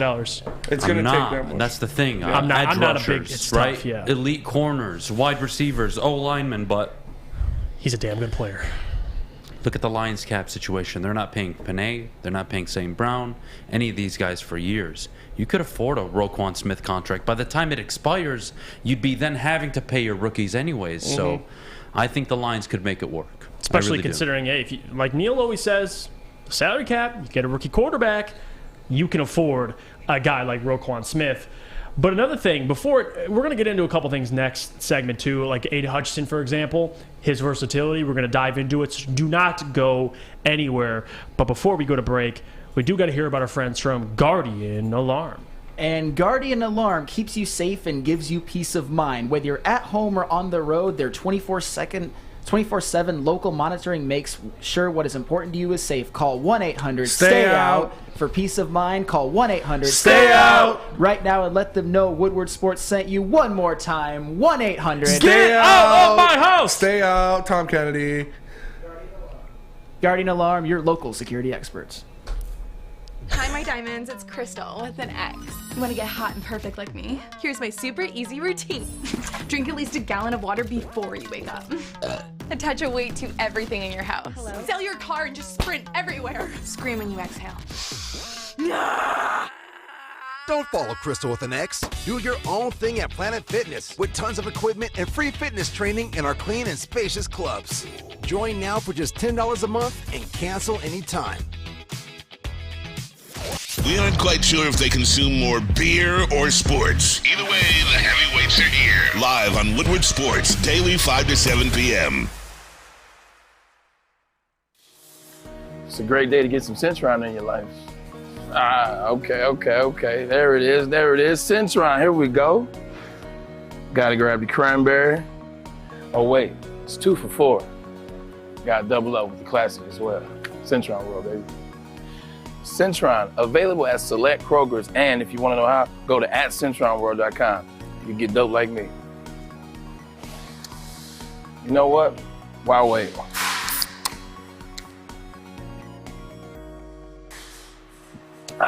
Great taste, guaranteed.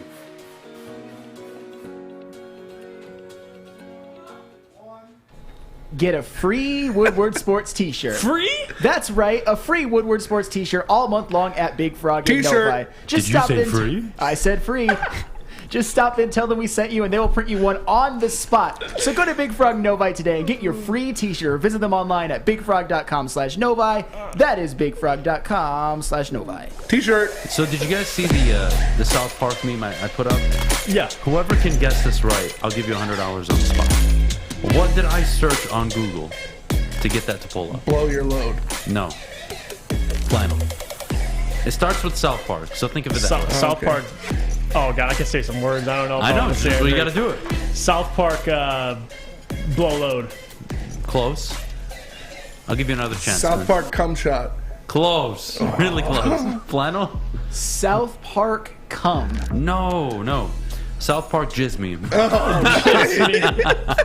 Oh, that's a good, it is a meme. That's a great episode, by the way. Oh, yeah. Speaking of great episodes, this has been a great episode of Big D Energy here on a Monday afternoon in Birmingham, Michigan. Thank you, everybody, for tuning in. Don't forget to drop a like if you haven't already, subscribe, and we're going to get into another Lions segment. And I do want to ask this question. With Aidan Hutchinson moving all around the defensive line, you see the versatility, and it makes you more and more confident that Brad Holmes got another pick right. But I do want to ask you, Adam, where is he best fit? Because you see him moving around the defensive line, or does it really matter? Doesn't matter. Really doesn't matter to me. That's a X-factor playmaker. That's it. That's all you need. I don't care if he's on the interior, you want to put him at linebacker, you want to put him on the edge. I don't care anymore. Early, really early for Aidan, but when you drafted Aidan Hutchinson, what was the guaranteed thing you did not have to worry about? Charisma, leadership, work ethic, character, none of it you had to worry about. You saw it in an episode of Hard Knocks, didn't you? You saw exactly who he is. And then you saw the high motor, the high work ethic, staying after, getting after it. You don't have to worry about any of this with Aidan. So if, let's say he is what you expected him to be. He's worthy of that number 2 overall pick. You have 120, 130 plus sack guy over his career, maybe even more. That's it. I don't care if he's on the interior. You don't care if Aaron Donald. You don't. You care, is he on the field? If he is, we have to account for him. That's what you want Aidan Hutchinson to be. You want, if TJ Watt's on the field, I need to account for him. Where is he? That's what you want Aidan Hutchinson to be, obviously. Is he going to be that? We'll see. But so far, the early signs are you hit on the pick. Everything you thought about him from a character standpoint, 100% spot on. And let's be honest, people underestimated his athleticism, his size, and his speed. They just did. And you saw it against Atlanta. You've seen it in camp. You've seen him go head-to-head with Penei Sewell, who we all believe is a future gold jacket tackle at the pace he's going. Sorry, guys. I see a phenomenal pick. I see a player that has, tons to give to this organization. That's a cornerstone piece you build around.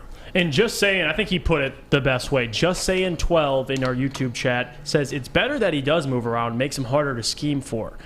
And that's kind of the point I was just going to make, too. It's like the Lions shouldn't necessarily care where he's going to be, but other teams are going to care. It's like the Aaron Donald effect. You don't know where he's lining up. You just know he'll be there, and you know he's going to bring it. So with me, Aidan Hutchinson, listen, this is a guy that he's as good as advertised. I mean, he can move all around the defensive line. We've already talked about it. He's good against the run, which you saw at Michigan. He's an incredibly gifted, quick, athletic, strong pass rusher with a plethora of moves in his arsenal. He hit Penei with one of those moves in Hard Knocks. You can go check that out. And it doesn't really matter where you move him because he's thriving either way. It's all about the matchups from week to week. Where do you want to use Aidan Hutchinson to take advantage of the opposing offensive line?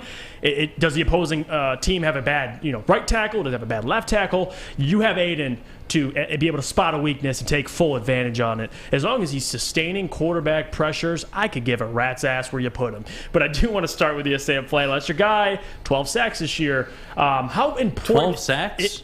We'll get to it. Sam's got him at 12 sacks. We'll get to it. You hear the versatility, Sam. How important is that for Aidan? Oh, that's absolutely huge. Like you said, he's harder to scheme for. And if he can also play up the middle, that's the quickest way to the quarterback, right? And also, on this defensive line, you don't know about a guy like Levi Onwuzurike. But you do feel pretty comfortable about guys like Romeo Okwara and Charles Harris. So if you can like squeeze Aidan Hutchinson in the middle right next to a guy like Lee McNeil from time to time and he can be effective, that is extremely versatile. Although I believe that his strength will be on the outside, because as the number 2 pick, I want him to get 10 plus sacks at least like 6 or 7 times, be a perennial Pro Bowler, be a perennial All-Pro, possibly Gold Jacket guy, and that's his route, being like a high sack total kind of guy. And I think that'll be easier for him to sustain that on the outside. Yeah, that's definitely easier for him, is to sustain that success on the outside. I think it's easier to avoid double teams on the outside as well, so that might be where you want to put him. But as Sam said, once you get Romeo back, if you got Romeo and Charles on the outside, you put Aiden and Aleem in the middle, like, that's dangerous. That's you're going to have to double team Aiden Hutchinson, so that means one of those guys who have had 10 and 7.5 sacks in their best seasons can go out there against single coverage and make a play. So it is, I don't really care either, though. You move him around, you put him where he needs to be put. If he's there, he's going to have success. At camp, he had his best success lining up in the middle going against Jonah Jackson. Now, that just might be because he's been going against Penei Sewell when he's on the outside every time. So Jonah Jackson's a little bit easier of a matchup than Penei Sewell. But still, I love to see it. I love to see him around anywhere in that defensive line just causing havoc. And no matter where you move him, you can't take away from the guy. He's the highest graded first-round rookie defender from week 1 of this preseason. And Adam, I got to go to you, man. You heard Sam Flannel, 12 sacks. This guy, listen, first-round rookie defender, highest graded. How much stock, number 1, do you buy in that, being the highest graded first-round rookie defender? And number 2, what do you think of Sam Flannel's 12-sack prediction this upcoming season? That's a lot, Flannel, 12. I love the confidence. I would just say that. I look at a Chase Young, a Nick Bosa. I look at a lot of players, even T.J. Watt, right? T.J. Watt may be a little closer to that number, but look, I wouldn't pay attention to sacks. Quarterback pressures. Fair? I would look at pressures. I would look at his impact on the field, how many times he's being double-teamed. And that's my barometer this year for Aiden Hutchinson. If he comes out and gets 12 sacks, we're not talking about just Defensive Rookie of the Year. You're potentially looking at a Defensive Player of the Year like a Micah Parsons. So you get 12 sacks out there. You get a bunch of tackles for losses, a bunch of quarterback pressures, and you're the X-factor defensive player on this team, you're going to get a lot of love. You just are. So I think 12 is a bit much. I would be comfortable at 8.5 as a prediction, but you know what? I don't mind it. I love the confidence. I think Aiden is that guy. I think he's more than capable. He's shown already early signs, but remember that 12-sack number when this team gives up the most yards in the NFL on the ground. That he's not going to have the opportunity to unless they fix the run game. So that's really going to factor in to how many sacks he does get. If they can stop the run and put teams in predictable passing situations, he's not crazy to say 12 sacks.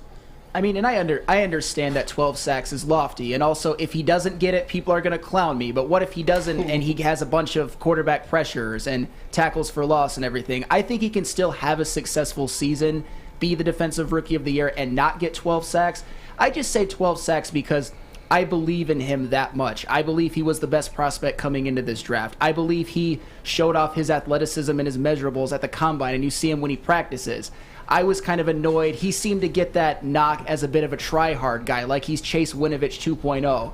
And I thought that was absolutely absurd because Chase Winovich is a true, less talent try-hard guy. But Aiden Hutchinson is a guy with the talent of like a Rashawn Gary, but has that motor of a Chase Winovich. And to me, that all adds up to a Pro Bowl player, a Defensive Rookie of the Year, the guy that could be the one who unlocks a great defense, or at least a great defensive line, be a Bosa brother, be a Watt brother type guy. And that's kind of where my 12-sack prediction came from. And I got him at 9.5. And to what Sam was saying about the Chase Winovich comparison, it's just the classic white guy coming out of the draft. High motor, real heavy hard worker. You just take him home to mom. But for Aiden Hutchinson, it actually fits. He does have a high motor. He is a hard worker, but he has the skill to compensate for it. We heard Aaron Glenn say, this guy is more athletic than we expected. You saw him in the drills in hard. doing all that stuff in his drills and Hard Knocks. And it works for the Williams sisters, so why can't it work for Aiden Hutchinson to grunt like that? You love to hear it. So I'm excited for him. Like I said, I got him at 9.5, but I agree with what Adam said, is you need to stop the run if you want a guy to have that many sacks. And I brought it up. I wanted to do the research because Sam said 12 sacks his rookie season, and I wanted to look up the most sacks in the rookie season. If he gets 12, that puts him at 7th of all time. Like, there's a handful of people that have gotten, and I'll read them off. Obviously, Curse, 14.5 sacks. Alden Smith, 14 sacks. Alden Smith was a problem. Alden Smith was different. And then Micah Parsons actually is up there, too, with 13. He did it last year, obviously. But a lot of these, it's 1985, 1986, 1996, 2006. You don't see it in the modern NFL. And then you have Bradley Chubb, had 12 sacks. As a linebacker, though. Yeah, as a linebacker. Right, so same as Micah, another linebacker. You can line him up anywhere. So for Aiden to do this, he would. Von Miller had 11.5 his rookie year, so he'd be in that conversation. So, and you know what? You can go to the people. We have a couple minutes before we get to break. I'm interested. I'm definitely interested. And I'm not going to do an over/under. Is 12 sacks possible? Just straight up, ask him. Is 12 sacks possible this year? I'm going to say no because of the run defense. If you told me they finished 20th or 19th in run defense, I would say it's possible. But even then, I don't see it. They looked pathetic against Atlanta. They just did.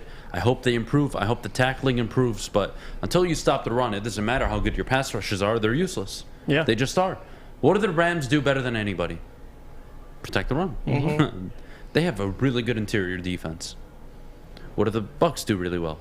Very good on the interior. Yeah. They have the best interior player in the NFL. Now they got Akeem Hicks, too. It's not even close. Jesus. So that's where you start. If you can stop the run, you put teams into predictable situations, it can happen. What I will say about Aiden Hutchinson, though, 5 of the last 6 players taken number 2 overall who rushed the quarterback have won Defensive Rookie of the Year. You have Julius Peppers, Chris Long, Chase Young, Ndamukong Suh, Nick Bosa. I'm missing one more. Von Miller. Those are your 6. The only one who didn't win it, the white dude. All right? I get it. You're concerned. But I think Aiden is much better coming out of college than Chris Long. Yes. Chris Long struggled a little bit, but look, at the end of the day, I think Aiden is going to continue that streak. I think he'll make it 6 to 7. I think he'll be the Rookie of the Year. And I would just pay attention to pressures. He had an 88 PFF grade his first game. That's what matters. In one series. Think about that. Think about how after the first 2 plays, 3 plays of the game, they started doubling him. The guy is going to be an impact player. I don't know about 12. That's fine. I don't mind it. It's a 17-game schedule now. But I'm going to stick with 8.5. And I think that would lock up Defensive Rookie of the Year for him. And if he wins Defensive Rookie of the Year, I know where he can go enjoy himself at. That's Big Boys. Because you get over to Big Boys and get the ciabattas, the summer salads. You tell them, Spence. Hand dip shakes. All that Big Boy. You try a chicken club, the chicken cordon bleu, the sunrise ham and cheddar, on our grilled ciabatta blend. Or keep it light with our Michigan apple, chicken Caesar, and Greek salad. And don't forget, you could cool off with a nice hand-dipped handshake. Cookies and cream or strawberry. You heard it here first. Summer just got better at Big Boy. Ciabatta. Fellas, let's be honest. We like things to be easy. We like simple stuff, like sports 7 days a week. We like things uncomplicated, like Lady Jane's Haircuts for Men. Open 10 to 8, 7 days a week. Walk in anytime. Sign in, sit down, watch your favorite team play. And before you know it, your hair will be game ready. Open 10 to 8, 7 days a week. Walk in anytime. Lady Jane's Haircuts for Men. It's wicked awesome. A ton of fun, a ton of sports, and a ton of man meat. Welcome to the Woodward Heavyweights, live daily 5 to 7 p.m. on Woodward Sports. Hi, I'm John from Better Rate Mortgage, and to me, family is more than blood. That's why I have the biggest family in Metro Detroit. If you're looking to buy a house or refinance and need a loan, come get treated better than family by me and our entire team here at Better Rate Mortgage. We pride ourselves on giving you better advice, better service, and a better loan experience. That's why we are Better Rate. If you're looking for a new mortgage, come get treated like family. Actually, better with Better Rate Mortgage. Visit us at mybetterrate.com or call at 248-480-4467 today. Welcome back to Big D Energy here on the Woodward Sports Network. I am Jeff Iafrate, filling in for Neil Rule, and alongside me, Adham Beydoun, host of the Morning Woodward Show, filling in for the 4-time Stanley Cup champion, Darren McCarty. Both the guys will be back tomorrow, and you heard it. Just got done reading the big boy ciabatta read, and Spence nails that. He's doing the subtle ciabatta. Yeah, I don't know. I don't want to be horny and eating at the same time, but here we are. Sounds like the best of both worlds. Do you eat more when you're horny, Spencer? Hey, I mean, I think I eat more after I'm horny. Oh, that's different though, because you've had action, right? Yeah. You burn some calories. Yeah. That's a little different. Yeah, no doubt. You know what's a little different too is what the Pistons are putting on the court this year in terms of their big men. Because last year you had Isaiah Stewart. He was really your true center. Trey Lyles, baby. Back another center who was flipped. I still can't believe this. For Marvin Bagley. But I do want to ask the question, what two big men will take the leading role for the Pistons by the end of the season? And this is my personal theory on it. I think Nerlens Noel is here to kind of ease the gap between getting Jalen Duren ready. I think he looks a lot more ready than we thought prior.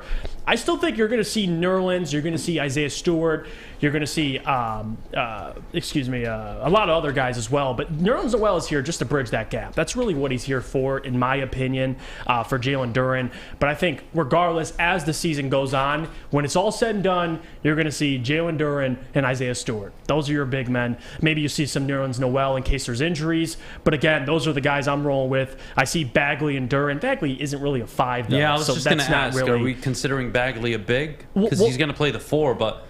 I don't know. I don't know what to expect from... We'll include all big men. So Bagley and Duren would be the right decision. That's the one I think ultimately at the end of the year. I think you're going to see a lot of Duren at the 4.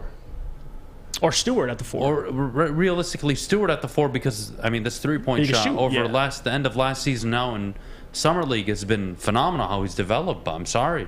Right. I need Duren on the court. Like Noel, think he offers you a little experience. That's great. You need it on such a young team, but... God, you just saw the way Duren runs up and down the court. You can't teach that. That's a problem. I think he'd be a solid 5. You know, I like to think that Robert Williams with the Boston Celtics is his comp. If he ever reached that defensively, that would be phenomenal. But I think at least from a stature size, you would consider him more like a Robert Williams, but I think more gifted offensively. I think he can give you more than Robert Williams. If he gives you what Robert Williams gives to the Boston Celtics on defense, boy, Pistons, you hit a home run. Mm-hmm. That would be phenomenal.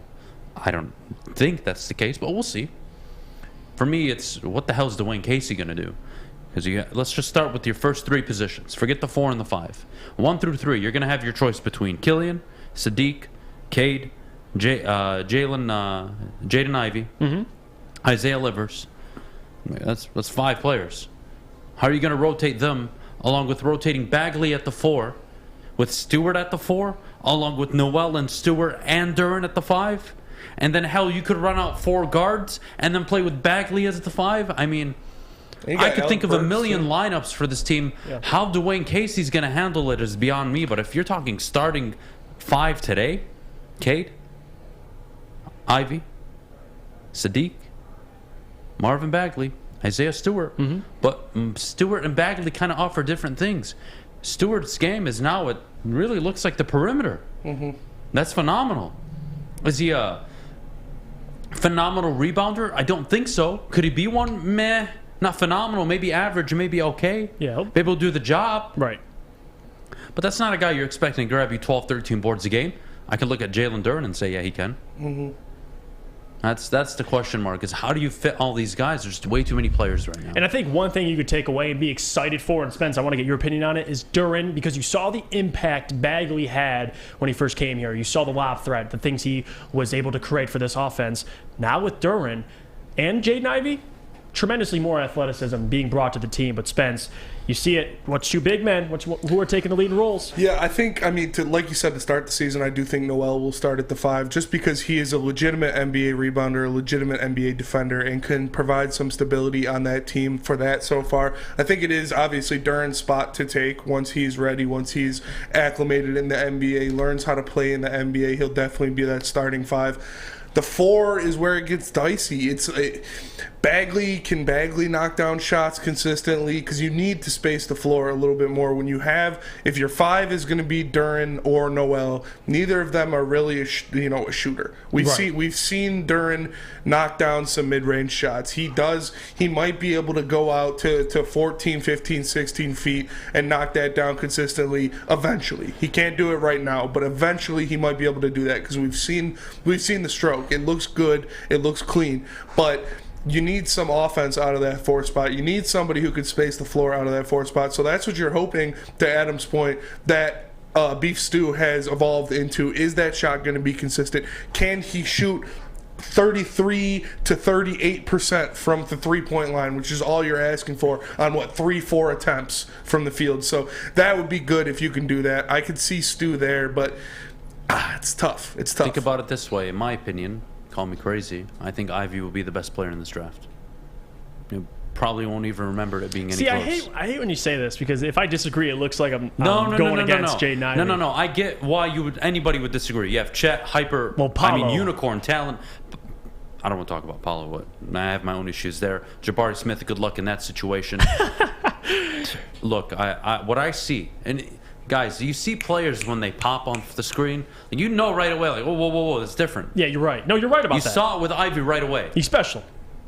And you're going to have uber athleticism at the 2-guard position now. Sadiq is going to play the 3. You have one of the most unselfish, up-and-coming superstars, in my opinion, in the NBA with Cade Cunningham. You pair whoever the hell you want at 4 and 5. I don't care. Your backcourt is already one of the most up-and-coming backcourts in all of the NBA. Top 3 for sure. Mm-hmm. And watch out. And I think, because I do want to get Sam Flannel's opinion, because I'm about to mention a guy from Michigan, Isaiah Livers. Like, this is a guy that I could see starting games. If you want to go small ball and you roll out a lineup with Cade, Jay Nivey, Sadiq, Isaiah Livers, and even Stewart, if you want to go small ball, or if you want to go Duren, you'll still have that spacing. But I do want to ask you, Sam, we had the conversation, which 2 big men are going to take that leading role by the end of the season? Who do you have in mind? So by the end of the season, I think it'll be Duren and Bagley. I think that the bridge of Nerlens Noel starting the season will be very short, because Nerlens Noel, he's okay, but he's kind of, I think, at the back end of his career. He's had some injury problems, and Jalen Duren did impress in the summer league, and I think he's going to be a pretty good player, at least provide good defense and rebounding, and hit the occasional post shot, maybe a dunk, maybe develop a jumper. But my hot take, my kind of Detroit Pistons hot take, is that Marvin Bagley will be second on the team in scoring. He finally has that point guard that he can pair with on the pick and roll. I could just see him setting a pick, rolling, getting easy opportunities, getting lobs. He does have to improve his shot, but I think Marvin Bagley finally has his perfect situation, like a guy like DeAndre Ayton had from almost day one. Maybe not day one, but with Chris Paul. I think that Cade Cunningham can be the Chris Paul to, Marvin Bagley's DeAndre Ayton, and he will average like 17 or 18 efficiently, maybe like 17 and 8 on 55% shooting. That's my prediction. I'm not mad at that at all, because we saw what even Cade's stats, when he got a legit pick and roll threat, when he got a legit guy to attack the basket. After we got Marvin Bagley, Cade was averaging 27, 7, and 5. That he turned into an all-star. Point guard's best friend. He turned into an all-star when we got that guy. And like to your point, Jeff, now we add these uber athletes in the draft with Jaden Ivey, with Jalen Duren. Imagine Cade coming down with a rebound, running the fast break, and instead of, who do we have last? Trey Lyles and Corey Joseph running the fast break with him. He's got Jaden Ivey and Jalen Duren. Like, that puts so much pressure on the rim. That puts so much pressure on the defense to get back as fast as they can. You can't double team Cade like they did last year, because you have threats to destroy the rim at any given play. So I'm not mad at that. I think Marvin Bagley, outside of Cade Cunningham, is probably our second most polished offensive player. Like, Sadiq is obviously the best shooter on the team, but Marvin Bagley's overall offensive game, I feel, is more polished. I do think Sadiq will take a step forward this year, but I'm not mad at him saying that Marvin will be our second leading scorer. No, I actually am not either. I don't think it's that crazy to say Marvin Bagley could be the second leading scorer, considering it's a young team. Guys have to rise. I don't know who's going to take the next step. We're making guesses at this point. The really only for sure player is Cade Cunningham. I mean, even Sadiq Bey, for me to say he'll be the second leading scorer, I mean, again, you're projecting. And Marvin Bagley, if there's anybody, it's never a question about what he can do physically. It's just mentally. He's got the entire bag, and you saw what he's been doing in the offseason. Before we go to break, guys, ask questions, because we're going to be doing a mailbag for the entire cast. The mail sack. Ask questions, doesn't matter. Ask general questions, ask specific questions, anybody you want, because we will be getting into it after the break. But before we go to break, we got to hear about our friends from the Academy of Warren. Well, the Academy of Warren is currently enrolling from kindergarten through 8th grade. It features things like AM and PM latchkey, Houghton Mifflin curriculum, K through 8 athletics. And speaking of athletics, have you seen that field house that has basketball courts, soccer fields, and you can even use it for 7-on-7 football. And if that sounds good to you, enroll your child. Visit academyofwarren.net. Again, that is academyofwarren.net. It took exploring 50 different formulas and hosting countless taste tests, but we believe Gypsy Vodka is the smoothest vodka on the market. Don't believe us? Ask the owners. We're Mike and Adam Kazanowski with High Five Spirits Distillery. We're in close to about 1,200 locations throughout Michigan. We wanted to create a brand that was geared more towards freedom, love, adventure, and at the end of the day, we really wanted to tell a story that inspired other people to take risks, follow their dreams, whatever that might be. We aren't quite sure if they consume more beer or sports. Either way, the heavyweights are here. Live on Woodward Sports, daily 5 to 7 p.m. Hey, it's Scott from the Woodward Bet Show. It's Monday. Who likes Mondays? Mondays are for the birds. But I know what you do like, our fun coupons. So you got to get over to that Woodward Bets YouTube page at 4:30 and check us out. You also got to get over to that App Store and download oddstrader.com. It's got live scoring, play-by-play updates, and it's the best place to check all the odds at the sportsbooks right in the palm of your hand. But hey, let's get to those winners. Let's get to those fun coupons. Listen, I'm all over the Marlins today, and our boy Sandy, don't call me Sally, Alcantara. Musgrove's pitching for the Padres. They haven't won his last 8 starts. Oddstrader.com, Woodward Bets, check it out. All right, y'all, tell me what's going on today. I thought. Go ahead, Joique. Come on, Joique. Welcome back, Joique. I don't know what. Got my good friend Joique here, at the New Way Golf Classic. We're at Cherry Creek in Macomb County. This is my hood over here on the east side. I know. Repping the 586. Braylon's mad because he had to come from far as hell. Gas money. But that's all right. Is that why he's mad? That's why he's mad. Or did he Californication it up at Comerica Park too much last night? Yep, under the bridge too, baby. That's where you about to find me. Yeah, we got a little celebrity golf match up here today. Myself, Darren McCarty, will be taking on Kenny Allen. Braylon Edwards as well. Our good friend, Joique Bell, is here in the house as well. I'm going to tell you this right now. It's not fair if they were in the tournament, but they're not in the tournament. I had to make sure because that would be cheating. You can't have one scratch golfer and then a 2 handicap on the same. Thanks for calling me a scratch. I appreciate it. Braylon's got the best golfer in the group. Kenny, get on the mic and get Kenny on the mic. Former Michigan kicker, NFL player Kenny Allen as well. Are you prepared to carry Braylon Edwards today? I'm just here to do my best. I don't know. I don't know. Hey, you know what he said? He just said, I'm a kicker in Michigan. We carry the whole squad all the time. You know that, Neil. All right, Woodward Sports out here represent New Way Golf Classic, here for a good cause as well. So we're ready to go out there and get it, everybody. Let's go. Let's do it. Welcome back to Big D Energy here, closing in on the second hour. And man, that video just gets me every single time. I hear Kenny Allen. Everyone's all excited. Kenny Allen, I'm just trying to do what's best to help my team win. He just gives like the press conference answer. I love it, man. Joique Bell is there as well. Joique, mister, I never ran for 1,000 yards in the NFL. Tell him that story that you told us before in the break, because it was funny. If you could put the TV wall graphic up, it's like all the Detroit sports legends. So on here, when we originally made this concept, me and Justin, Joique wasn't on here. You can see him in the top next to Ben Wallace with his hands up, doing all this crap. So, Joique came up to me and was like, hey, dude, like, why am I not on the TV wall? Like, I'm a legend. I'm like, I don't know, dude. You never ran for 1,000 yards with the Lions. So, we beefed a little bit. But then he did explain at Wayne State his numbers, right? Yeah. He was a baller at Wayne State. For sure. And that's what got him up there.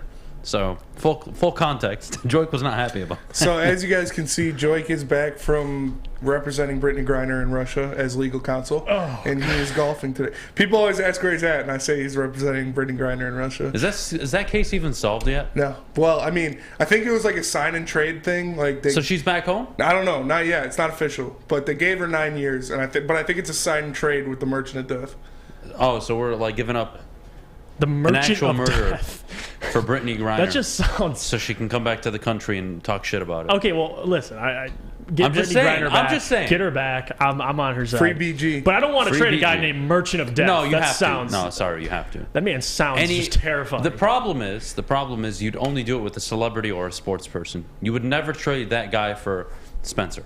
Yeah, or me. Like if Spence ever got caught in Russia, like he's stuck there. He's doing 9 years. Yeah. He's probably taking it in the butt every day, and he has to accept it. Well, getting into mailbag, we're transitioning from that. Wyatt asks, and this is a question for everybody. You guys can all chime in.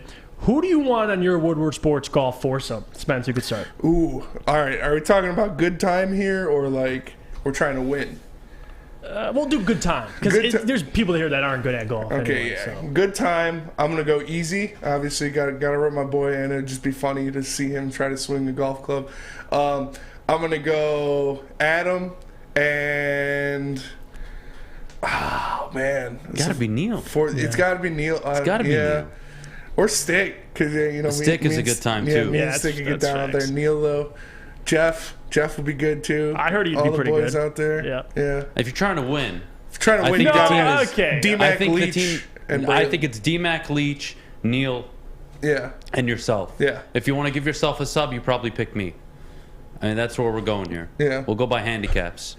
I'm not sure what Braylon's shot is, so I'm a 9.5. And I'm not picking this based off wanting to win because I'm holding the team down. So I'm going off of fun. And you know what?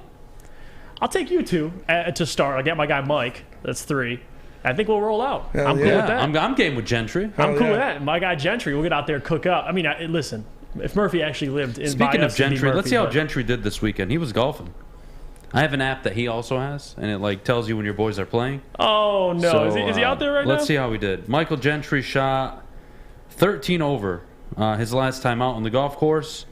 He bogey, double bogey, par, bogey, double bogey, birdie, par, bogey, par, bogey, bogey, par, bogey. Bogey. Hey, not a lot of doubles. Hey, he shot an 84. It's not bad, That's Michael. a lot better than me. It's not bad. Not bad at all. Dark Eye says, who is the best golfer? It's got to be Leach. I mean, Leach the guy's for sure, yeah. Freaking golf pro. Leach for sure. Like the guy. Leach and then probably D-Mac. D-Mac's really Look good at too. Ryan says, I'll see how it is, Jeff. Yeah.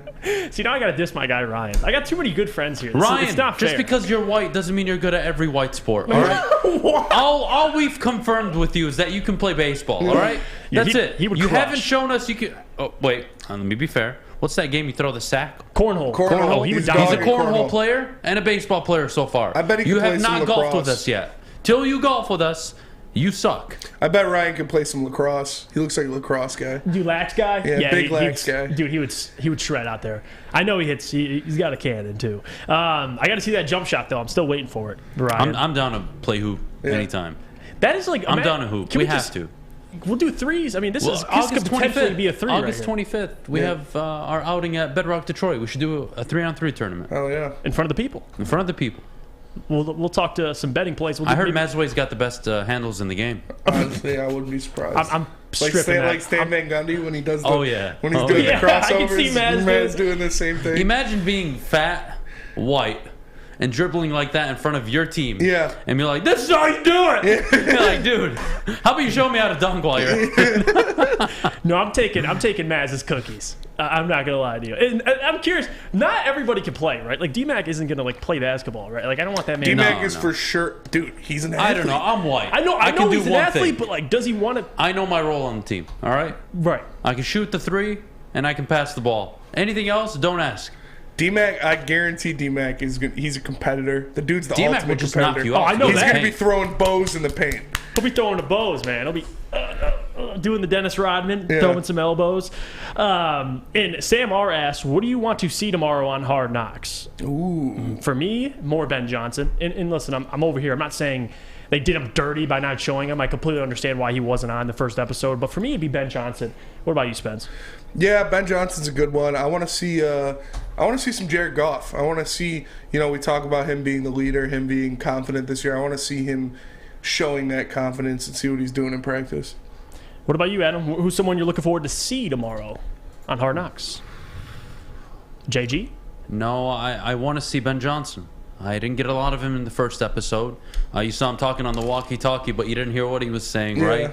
I think the way they're cutting this Hard Knocks series is storytelling, right? Mm-hmm. Obviously, the preseason stuff, you see a lot of action, but I want to see Ben Johnson on the field, at practice. Let's see how that dynamic is working. But from what we've heard and what we've seen, high-level communicator, very vocal, high energy. I'm all for it. What about you, Sam? Before we are out of here, who's someone you're looking forward to seeing tomorrow on Hard Knocks? I mean, I hate to do this, but it's got to be Ben Johnson, like everyone else said, because the whole first episode focused on the coaches who were former players. But the most important coach on this team, in my opinion, is Ben Johnson. You guys see, he is the one that can potentially unlock this offense, put a good scheme around Jared Goff. So I want to see how he operates, his relationship with Jared Goff, just show how he communicates. Like Adam said, I think it's very important. I want to see a lot of Ben Johnson. Yeah, me as well. And Big DNG, we'll be breaking it down tomorrow. Neil, D-Mac, I just want to say thank you to all 400 of you, over 400 of you, for tuning in on today's episode. Please don't forget to drop a like, subscribe if you haven't already. Thank you for showing love. For me, Jeff Iafrate, for Adam Beydoun, for Sam Flannel, and for Spencer Raxter, we appreciate you for tuning in. But until tomorrow, we'll see you. We'll catch you next time here on Big D Energy. Well, see you later.